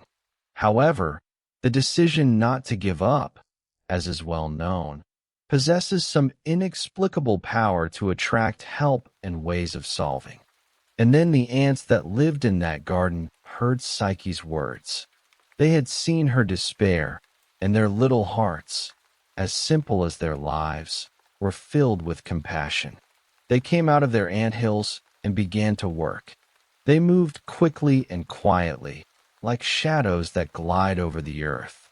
They took one grain at a time, and they carried them, and they stacked them into separate piles. They worked all night, and their efforts were as tireless as her will to live. They did not speak. They did not complain. They simply did what they had to do, and their work was as silent as a night prayer. When morning came, when the first rays of the sun touched the earth, Psyche opened her eyes. She saw that the heap of seeds had vanished. In its place were neat little piles, each filled with a single kind of seed. She looked at them, and her heart, which had been as broken as her life, began to beat faster. She could not believe what she saw. She could not believe that someone had helped her. She could not believe that she had survived. Aphrodite came, and she looked at the piles of seeds. Her face was as cold as ever, but in her eyes there was a spark of surprise that she could not hide. She had not expected Psyche to survive. She had thought that this would be her end, but she did not show her feelings. She simply looked at Psyche, and her voice was as firm as her will. "You have survived," she said, and her words were like a sentence not carried out. "But this is only the first trial. You will have 3 more, and they will be harder than this one. Are you ready for them?" Psyche looked at her, and in her eyes was the same pain she felt in her heart. But in them there was also hope, as strong as her love. She knew that she had done what she had to do when she had to do it, and the rest had resolved itself. And she knew that she was not ready for anything, of course, but the only chance to pass the trials was to meet them head on. "I am ready," she said, and her voice was as quiet as her plea and as full as her love. Psyche woke the next day, and her body was as weary as her soul, and her thoughts were as heavy as her fate. Aphrodite was waiting for her.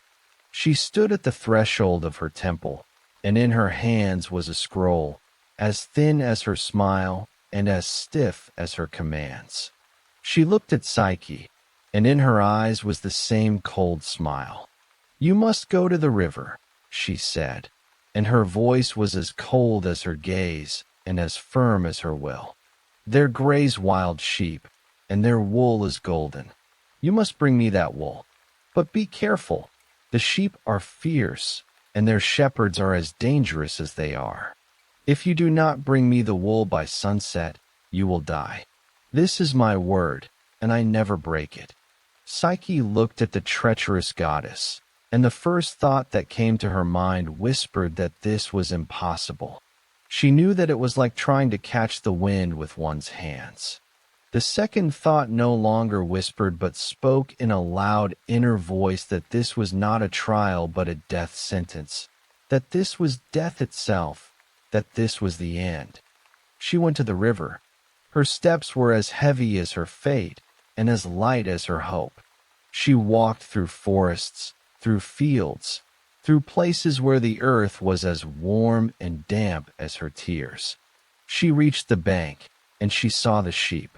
They were huge as mountains, and their wool was golden as sunlight, and they grazed on the shore, and their shepherds were as fierce as their flock. She stood there, and her feet, as weak as her hope, trembled as she looked at them. She knew that she could not approach them. She knew that they would kill her. She convinced herself that this was impossible, and as soon as she let that treacherous thought in, another thought followed, even more insidious and terrible. The thought suggested to Psyche that she should drown herself. She approached the river, and her hands, as tender as flower petals, touched the water, which was cold as her fear and dark as her despair. She looked at this water, and she thought about whether the pain, as deep as her love, would truly disappear after she did this. She had not yet resolved to carry out the wild thought, which she should have driven away immediately without even entertaining it. But she already felt her life, which now felt as empty as her dreams, beginning to slip away. But the wise reed that grew on the bank had heard her thoughts. It was as old as time, and its stalks were as thin as her hope and as flexible as her will. It bent towards her, and its voice was as quiet as the whisper of the wind and as soft as its touch. "Do not do this," it said to her, and its words were like raindrops that fall on dry earth and give it life. "Do not give up. I know that you think this is impossible, but I will tell you how to do it. The sheep will not attack you if you wait until the day cools. When the sun sets, they will grow calm, and their shepherds will leave. Then you can approach them and pluck their wool. Wait until the day cools, and you will survive and fulfill Aphrodite's command." Psyche looked at the reed, and in her eyes was the same pain she felt in her heart. But in them there was also hope, as strong as her love. She understood that she was not alone, that there was someone who cared for her, who wanted to help her, who believed in her. She understood that she must not give up, that she must keep fighting, that she must believe that everything would be all right. She sat down on the bank, and she waited. She waited for the sun to begin to set, for its rays to grow softer, for its warmth to begin to fade. She waited, and her heart beat faster as she saw the sheep begin to calm, their shepherds depart, the world grow quieter. And when evening came, when the sun had almost touched the horizon, she rose.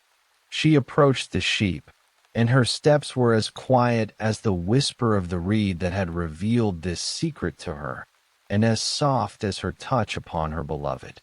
She reached out her hand, and her fingers, as tender as flower petals, touched the wool of the sheep.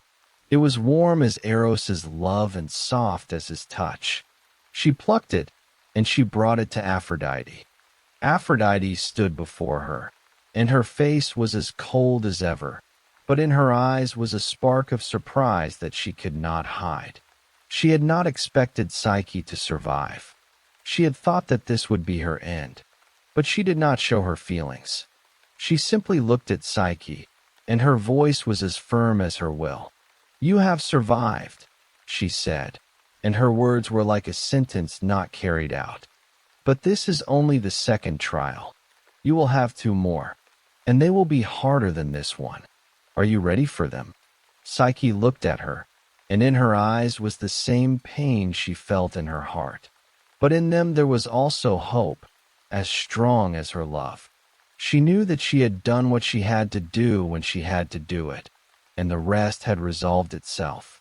And she knew that she was not ready for anything, of course, but the only chance to pass the trials was to meet them head on. "I am ready," she said, and her voice was as quiet as her plea and as full as her love. She stood at the entrance to the temple, and her body was battered, but her soul was whole, and her heart beat as evenly as time, which no longer held power over her. Aphrodite looked at her, and in her hands was a crystal goblet, and she held it out to Psyche, and her voice was as cold as her gaze and as firm as her will. "You must go to the river Styx," she said, and her words were like stones that fall to the earth and leave deep marks upon it. "You must fill this goblet with the black water that flows in its depths. But be careful.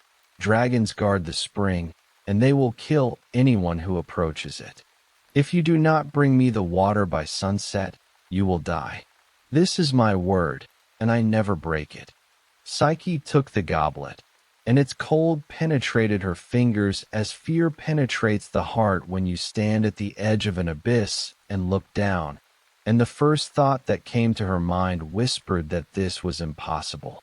She knew that it was like trying to catch the wind with one's hands. The second thought no longer whispered but spoke in a loud inner voice that this was not a trial but a death sentence, that this was death itself, that this was the end. She knew that the dragons were as ancient as the earth itself and as deadly as her fears. She knew that she could not defeat them, that she could not deceive them, that she could not pass by them.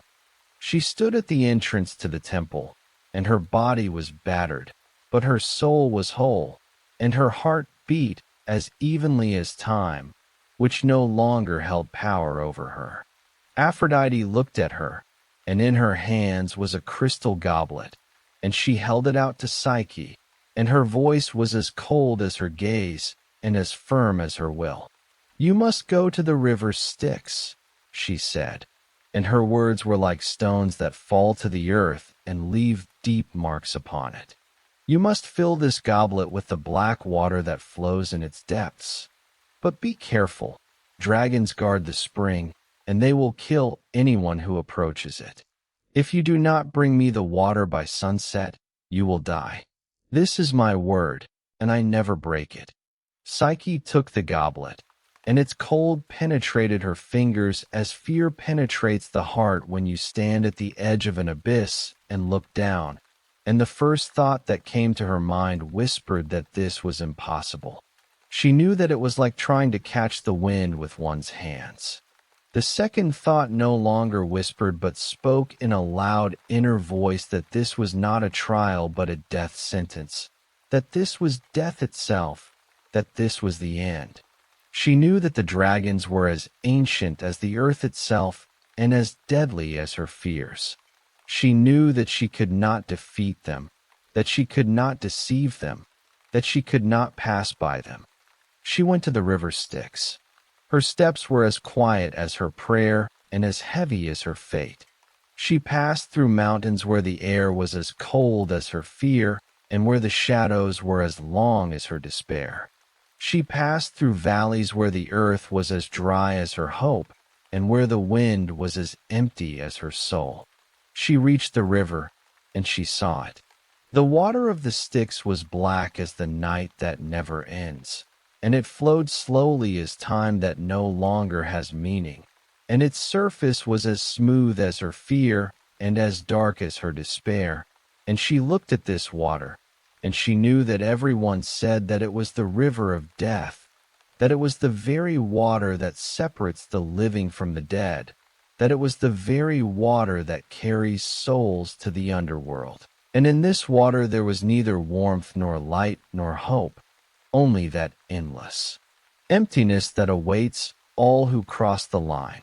But she also knew that in these waters there lurked something more, not only an end, but also the beginning of an unprecedented power, because the ancient legend that she had heard from those who knew the secrets of the gods said that the Styx could grant invulnerability to any mortal whose body touched its waters, and that was why the gods, when making their greatest oaths, called upon this river as a witness, for its power was undeniable, and its waters held that primordial magic that was older than the Olympians themselves.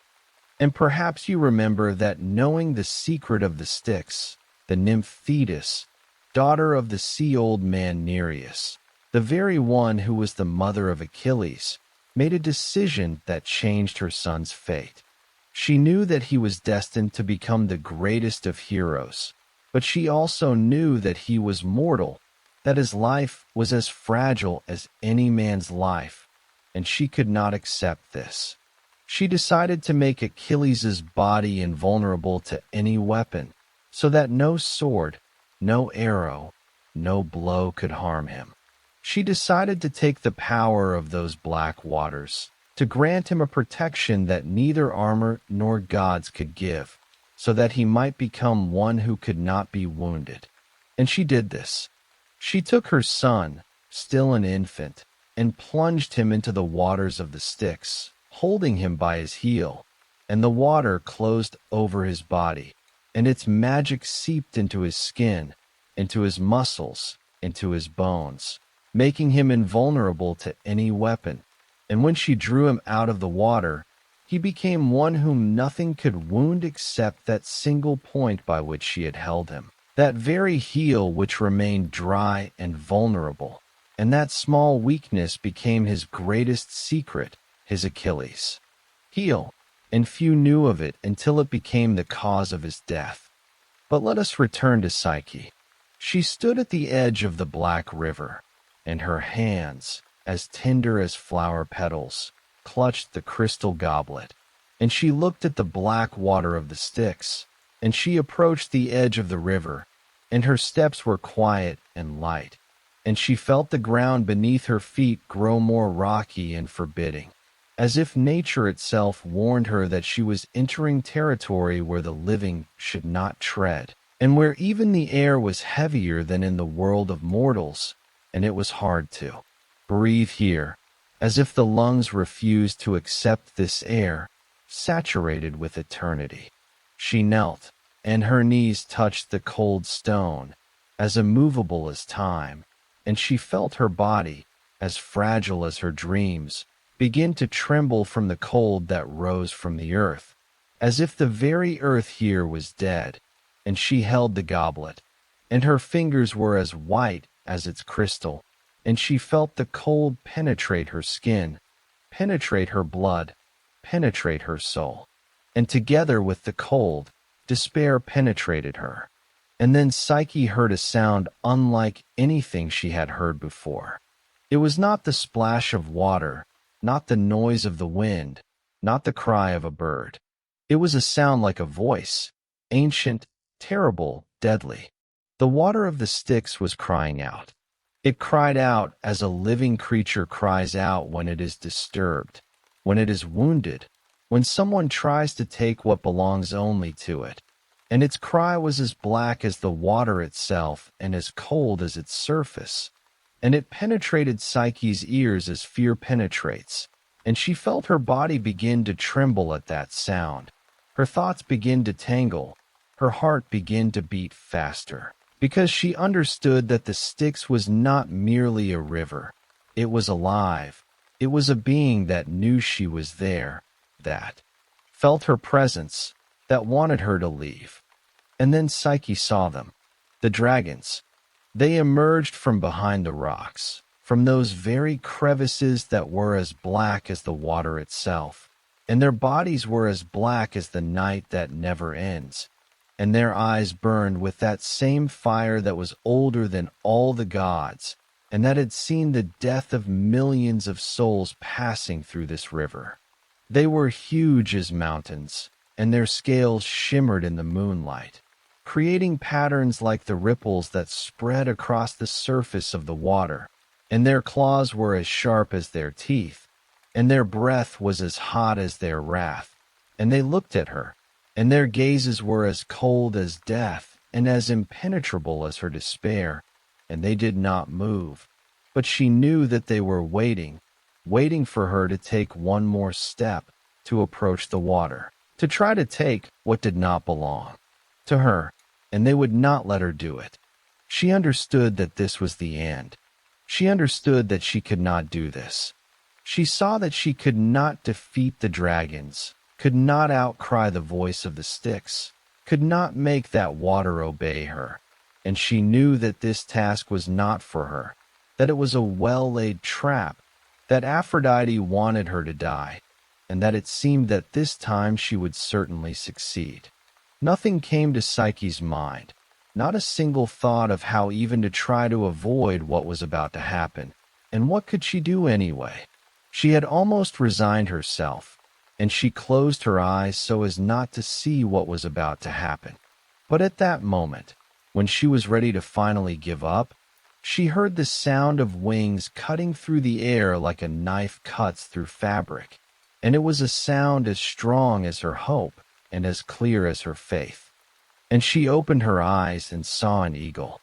It was huge as the sky, and its wings were as wide as the world, and its eyes were amber and clear, and it was not afraid of the dragons, because it was the messenger of Zeus himself, and it was not afraid of the voice of the Styx, because it was one who had heard the voices of the gods, and it descended to her, and its claws, as sharp as its will, touched the goblet that she held in her hands.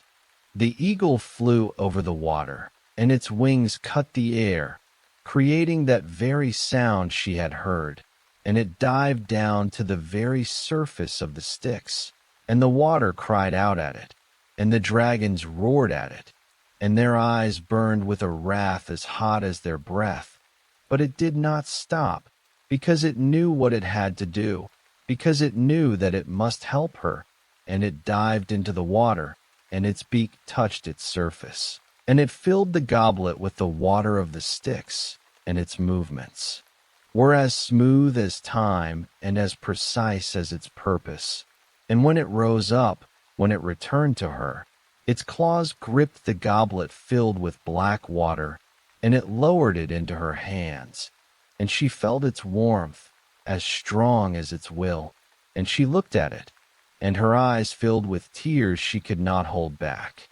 She took the goblet, and she knew that this was a miracle, that this was a sign, that this was proof that she was not alone, that the gods, as distant as her hope, were on her side, that her love, as strong as her pain, had been heard. And when the eagle rose into the air, when its wings, as wide as the sky, lifted from the earth, she watched it, and in her gaze there was not only relief, but also a question she dared not speak aloud. Why had it come? Why had Zeus, the king of the gods, who was so distant from her suffering and so indifferent to her fate, suddenly decided to help her? The eagle, as if hearing her thoughts, lingered in the air for a moment, and its voice, as loud as thunder and as soft as the whisper of the wind, reached her. Do you think this is for nothing? That Zeus helps you because he pities you? No, he helps you because he knows how to be grateful. He remembers that Eros, your beloved, once helped him in what was most important to Zeus, helped him with Ganymede. And in that instant, in that brief, almost elusive explanation, Psyche understood everything. She understood that Zeus was not merely the king of the gods, but also an experienced politician, and he understood that it was important sometimes to help those who had helped him. She remembered the story she had heard from those who knew the secrets of Olympus, about Ganymede, the beautiful Trojan youth whom Zeus, enchanted by his beauty, wished to abduct and bring to Olympus. And from that time, Ganymede became the cupbearer of the gods, the one who filled their goblets with nectar, and his beauty was eternal, because Zeus had granted him immortality. And it was Eros who had helped with that abduction. Zeus remembers, said the eagle, and its voice was as warm as its wings and as certain as its flight. Take this goblet and go to Aphrodite. She watched as the eagle rose higher and higher until it became a point that dissolved into the radiance of the sky, and she felt her heart, as broken as her life, begin to beat faster, because she knew that she was not alone, that her love had been heard, that even the gods, as distant as her hope, could reach out a helping hand, even if that help had been paid for in advance.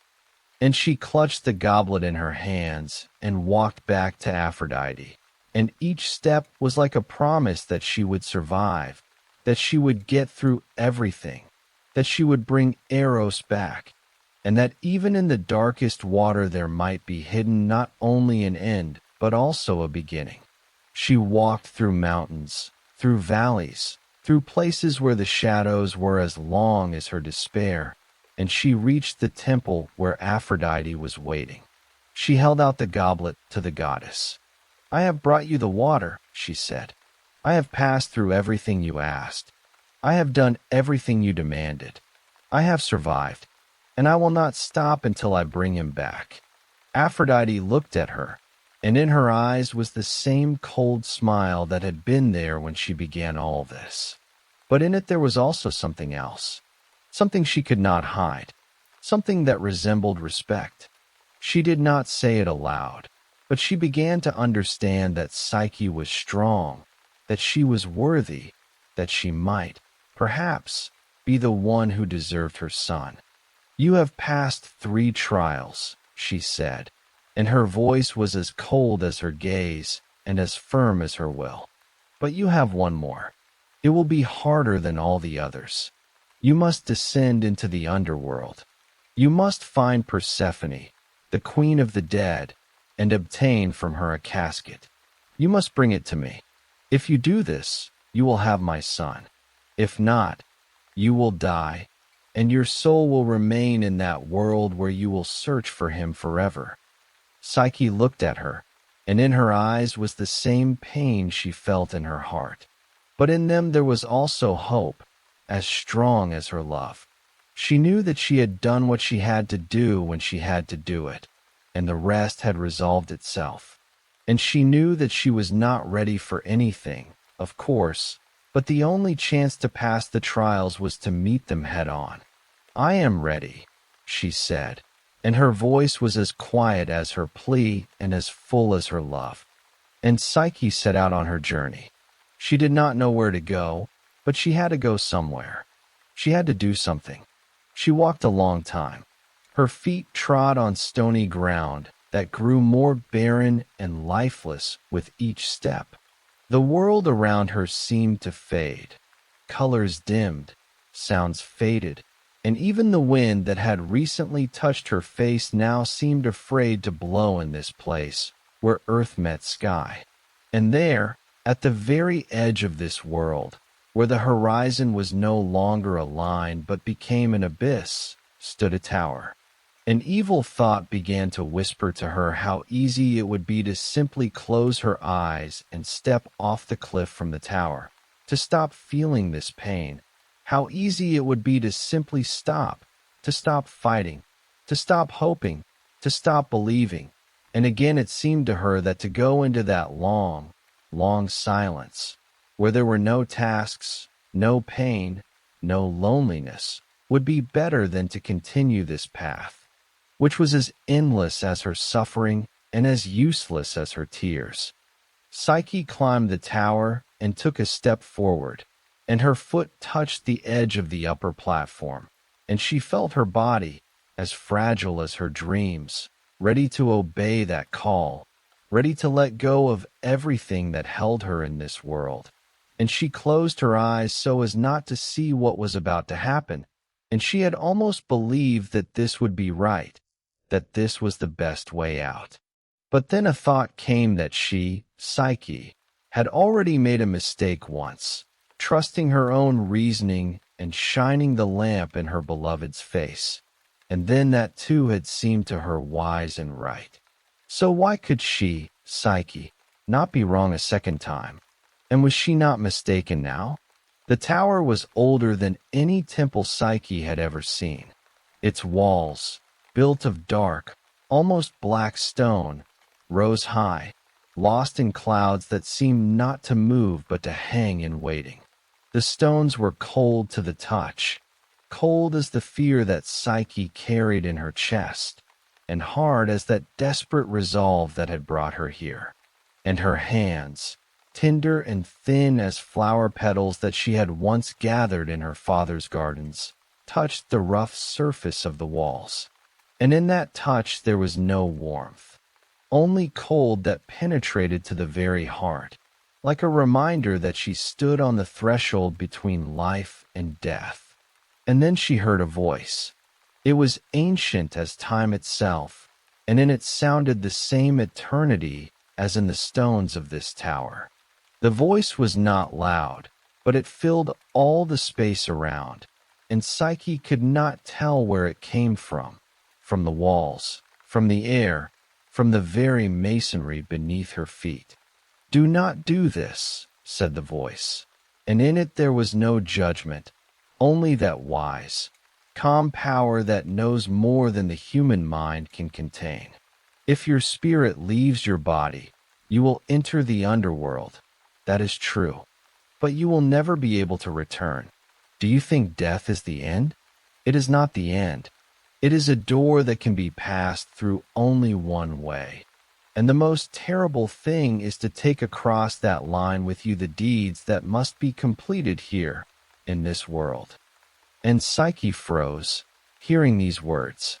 She stood at the very edge of the abyss, but the voice of the ancient tower stopped her at the brink.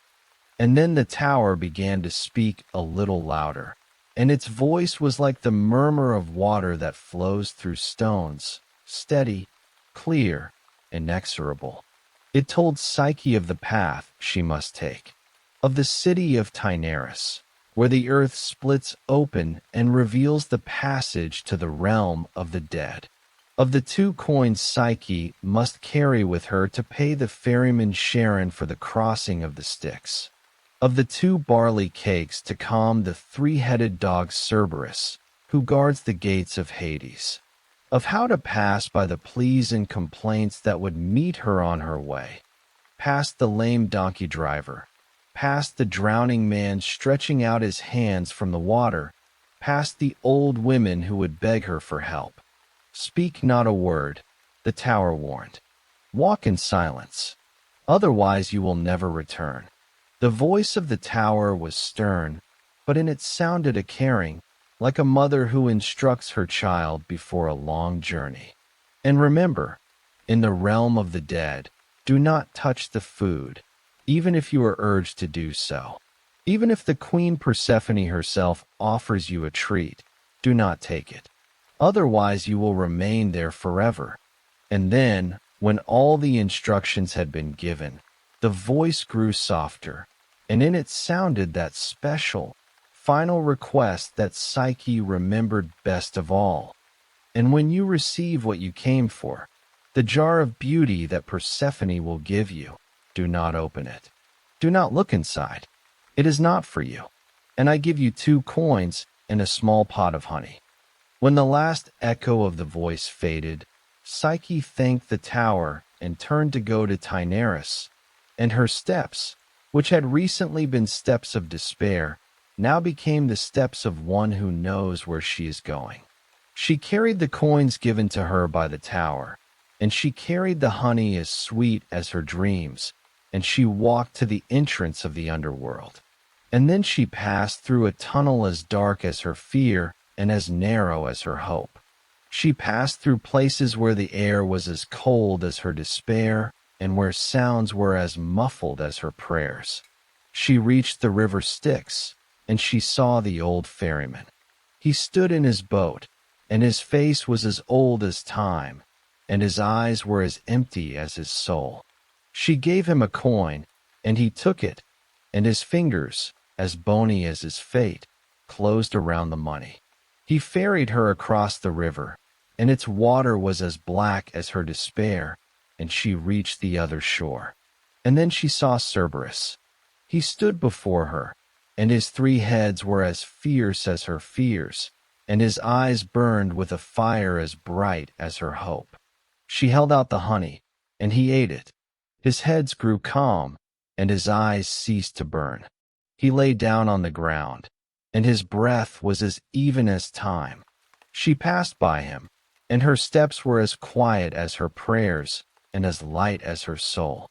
She reached the palace of Persephone, and she saw her.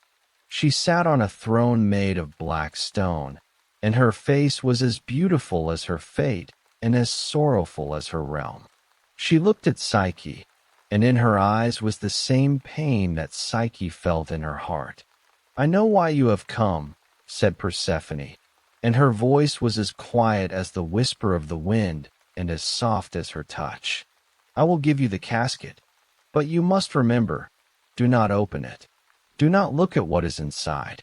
If you open it, you will die." She held out the casket, and Psyche took it.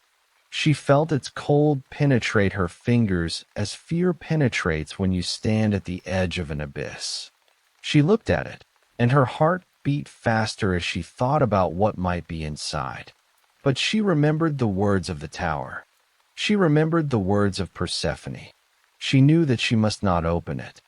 She began to return. She passed by Cerberus, who still slept, and her steps were quiet.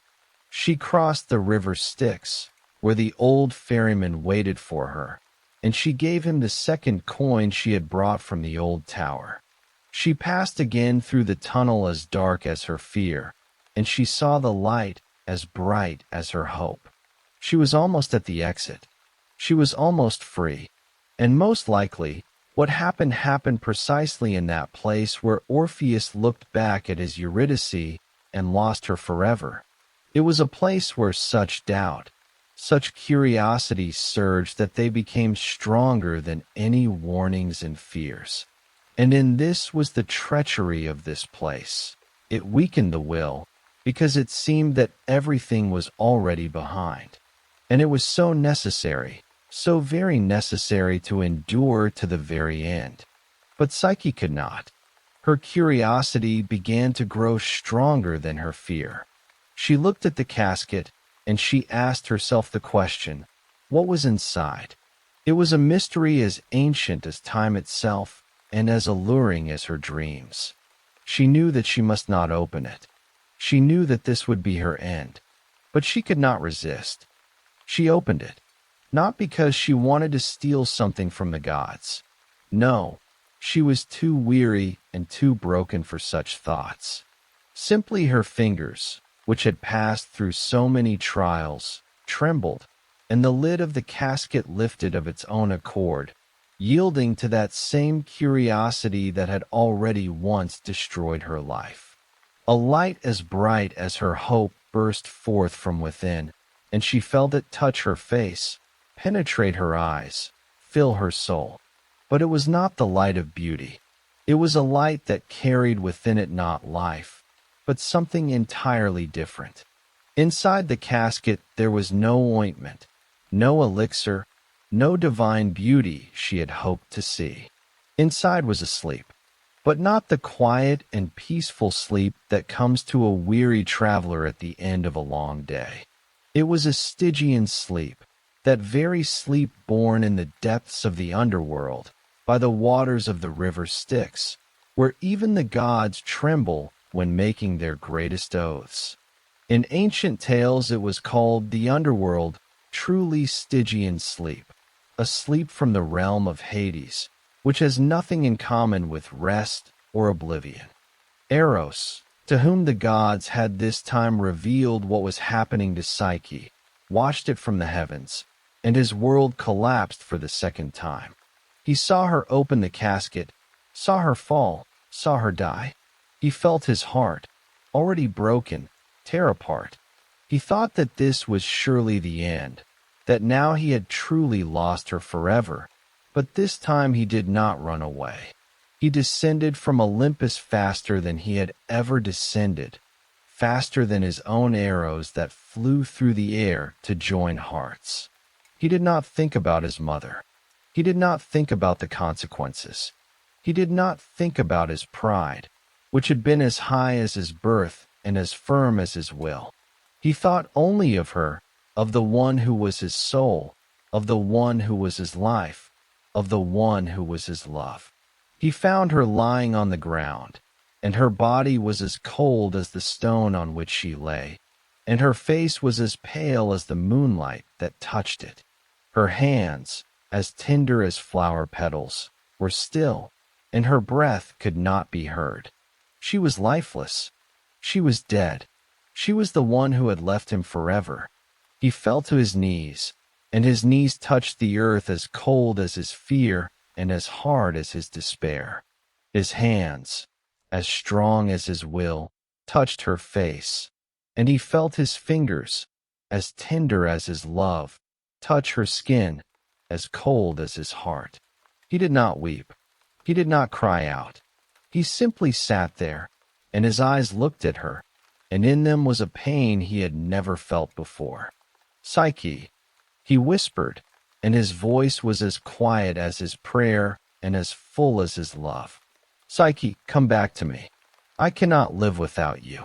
You are my soul. You are my life. You are my love. Come back to me, I beg you.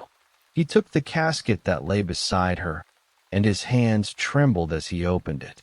He drew the Stygian sleep out of Psyche, and he returned it to the casket, to the place from which it had come.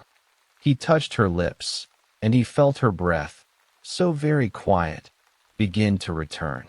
He felt her heart, as still as his fear, begin to beat. She opened her eyes. They were as clear as the sky and as deep as the sea, and in them was the same pain she felt in her heart. She saw him, and her eyes filled with tears she could not hold back. She tried to say something, but her voice was as weak as her body. "Eros," she whispered, and her voice was as quiet as his prayer and as full as her love. "You came. I thought you had gone forever. I thought you would not return. I thought I had lost you." He looked at her, and in his eyes was the same pain she felt in her heart. But in them there was also love, as strong as his will and as eternal as his life. "You gave into curiosity again," he said, and his voice was softer than ever, as warm as his touch. "You broke the command again, but I will not leave you nonetheless. I love you, and I will never leave you again." That was the moment when he finally chose her. His pride vanished, dispersed like mist when the sun rises above the horizon. Only love remained. Only she remained. Only he remained. Only they remained. He was no longer a god who hid. He was a man who protected. He was no longer an obedient son who followed his mother's commands. He was one who chose his love, even if it cost him everything. He was no longer one who ran away. He was one who returned. He was one who fought. He was one who loved. He held her, and his arms were as warm as his love and as strong as his will. She felt his heart beat in time with hers, and she knew that they were together again. She knew that their love, as strong as their pain, had survived everything. She knew that they were the ones who were meant to be together, the ones who were made for each other, the ones who had changed each other. They sat there on the ground, and their bodies were as warm as their love, and their souls were as close as their hearts. They did not speak. They had no need of words. They were simply together, and that was enough. It was enough to feel that they were alive, that they were real, that they existed. And it was enough to know that their love, however difficult it had been, was worth fighting for. Eros looked at her, and in his eyes was the same love she felt in her heart. "I will not leave you," he said, and his voice was as quiet as his prayer and as full as his love. "I will go to Zeus. I will ask for his help. I will do everything to make you immortal, so that we can be together forever, so that our love never dies."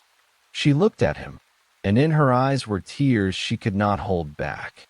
"I trust you," she said, and her voice was as quiet as his prayer and as full as her love.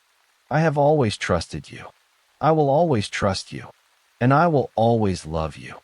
That was the moment when they both understood that their love was stronger than any trial, stronger than any pain, stronger than any death. That was the moment when they both understood that they had changed each other, that they had become who they were meant to be, that their story, as ancient as time, continued, and that their love, as strong as their pain, was ready for eternity. Eros ascended to Olympus, and his steps were as swift as his resolve. He did not look to the sides. He did not stop to speak with the other gods. He walked straight to the throne of Zeus, and his eyes burned with a fire that had nothing to do with his Eros. It was the fire of love, stronger than fear, stronger than pride, stronger than death itself. Zeus sat upon his throne, and his face was as ancient as time and as wise as his will. He looked at Eros, and in his eyes was a curiosity as old as his power. He knew that Eros had never come to him with a request. He knew that Eros was an obedient son who always followed his mother's commands. He understood that something had changed. "Eros," said Zeus, and his voice was as loud as thunder and as soft as the whisper of the wind. "You have come to me. This is unusual. What brings you here?" Eros knelt, and his voice was as quiet as his prayer and as full as his love. "I have come to ask for help," he said, and his words were like raindrops that fall on dry earth and beg it to bloom. "I love Psyche. She is mortal, and I cannot live without her. I want her to become immortal. I want her to be with me forever. I beg you, Zeus, make her immortal." Zeus looked at him, and in his eyes was the same wisdom that had been there when he created the world. "You ask me for what is not in my power," he said, and his voice was as firm as his will. "I cannot simply make her immortal. It requires the consent of all the gods. It requires that she be recognized as worthy. It requires that her story be heard." "Then summon all the gods," said Eros, and his voice was as firm as his resolve. "Let them hear her story. Let them see her strength. Let them recognize her as worthy.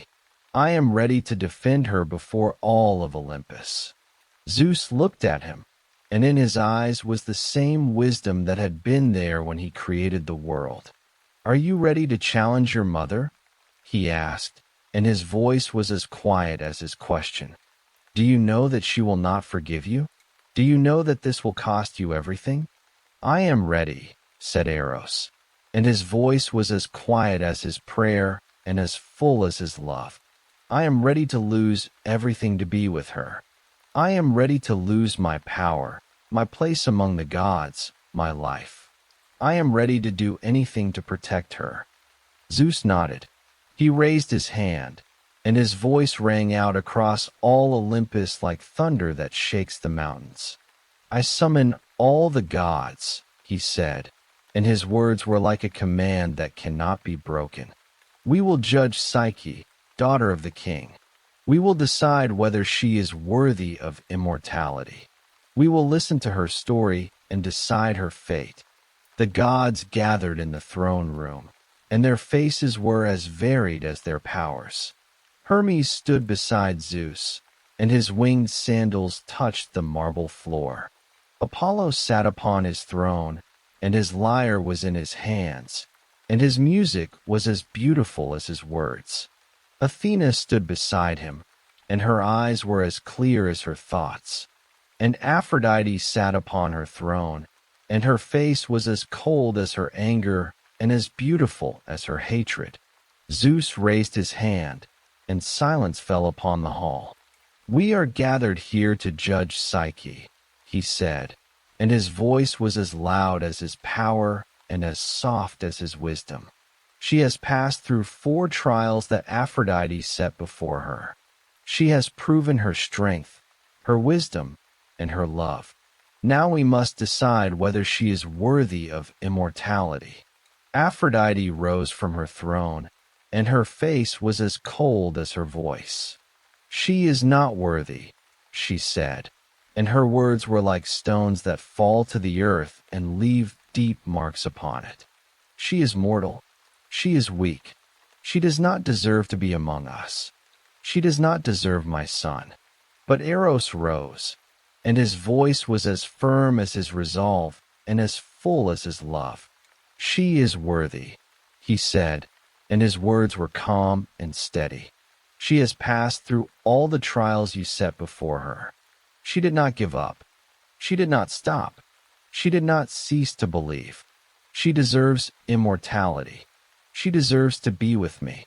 She deserves to be part of us." Zeus looked at them and said, "We will vote." One by one, the gods raised their hands. Hermes raised his hand, and his winged sandals touched the marble floor. Apollo raised his hand, and his lyre was in his hands, and his music was as beautiful as his words. Athena raised her hand, and her eyes were as clear as her thoughts. Even Hera, who was as jealous as her power, raised her hand. And when all the gods had raised their hands, Zeus looked at Aphrodite. "You see," he said, and his voice was calm and commanding. "The gods have recognized her as worthy.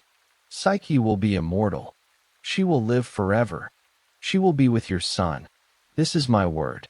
Aphrodite looked at them, and in her eyes was the same cold smile that had been there when she began all this. But in it there was also something else, something she could not hide, something that resembled respect. She did not say it aloud, but she knew that Psyche was strong, that she was worthy, that she was the one who deserved her son. "I accept your decision," she said, and her voice was as cold as her gaze and as firm as her will. "But I do not forgive her. I will never forgive her. She will live forever, but she will know that I will always be watching her. I will always be waiting for her to make a mistake. I will always remind her that she was mortal, that she was weak, that she was the one who stole my son." Eros looked at her, and in his eyes was the same love he felt in his heart. "I do not fear your wrath," he said to his mother, and his voice was as quiet as the breath of the May wind and as strong as his love. "I love her, and I will protect her always. This is my promise. This is my vow, and I will never break it." That was the moment when Eros ceased to be a son and became a husband. He defended his wife before all of Olympus. He was the one who chose his love, even if it cost him everything. He was the one who fought for her. He was the one who loved her, and he knew that their love, as strong as their pain, had survived everything, and that their story, as ancient as time, continued, and that their love, as strong as their pain, was ready for eternity. They were married right there on Olympus. There was much light, much music, and many gods who smiled as they looked upon them. Apollo himself played the lyre, and the muses sang of how Psyche had passed through the underworld and how Eros had learned to love. Even Aphrodite danced with pleasure, not because she had forgiven Psyche, but because she had grown tired of fighting against what was stronger than herself. She again, as if nothing had happened, almost openly flirted with Ares. Her gaze glided over him with the same ease with which she usually got what she wanted. Hephaestus, her husband, stood aside and pretended to notice nothing, a familiar ritual that had repeated itself on Olympus for many centuries. Zeus raised a goblet of nectar to Psyche's lips. She drank, and she became immortal. Eros took her hand and said, "We shall be together forever." And that was not a promise, but a statement of what they had long understood. Some time after the wedding, Eros and Psyche had a daughter, Hedone, the goddess of pleasure, and it was beautiful that their love had given the world something light and joyful. They had changed each other. Eros was no longer the obedient son who followed his mother's commands. Psyche was no longer the one whom others were afraid to love. They had become who they were meant to be, husband and wife, father and mother. Their story ended well, as stories that begin with doubt and betrayal, but whose heroes gather the resolve to go all the way for their goals and for their dreams are supposed to end. And on Olympus, everything remained as it had always been. And it was the same Olympus where Zeus changed lovers like gloves, where goddesses were jealous and took revenge, where passions boiled and subsided, replacing one another. And against the backdrop of all this endless commotion, of all this divine drama full of infidelities and betrayals, Eros was the only one who, throughout his endless life, had only one wife and one love. He never sought others. He never betrayed his beloved, and after the wedding they lived quietly and peacefully, long and happily. This is perhaps the most amazing thing in this entire story. And if you wish to learn how the other ancient Greek gods lived their married lives, return to the Plateau of Plato once more to fall asleep to the secret loves of Zeus, the origins of heroes and constellations. There you will see how the king of the gods sought new lovers, and Hera punished them, how heroes and constellations were born, And our sleep story for today comes to an end. For those who leave likes and comments on the channel, the ancient god of dreams, Morpheus, sets aside dreams from a special shining box, decorated with a green branch. These are some of the finest dreams you will have since you stopped being children. Good night.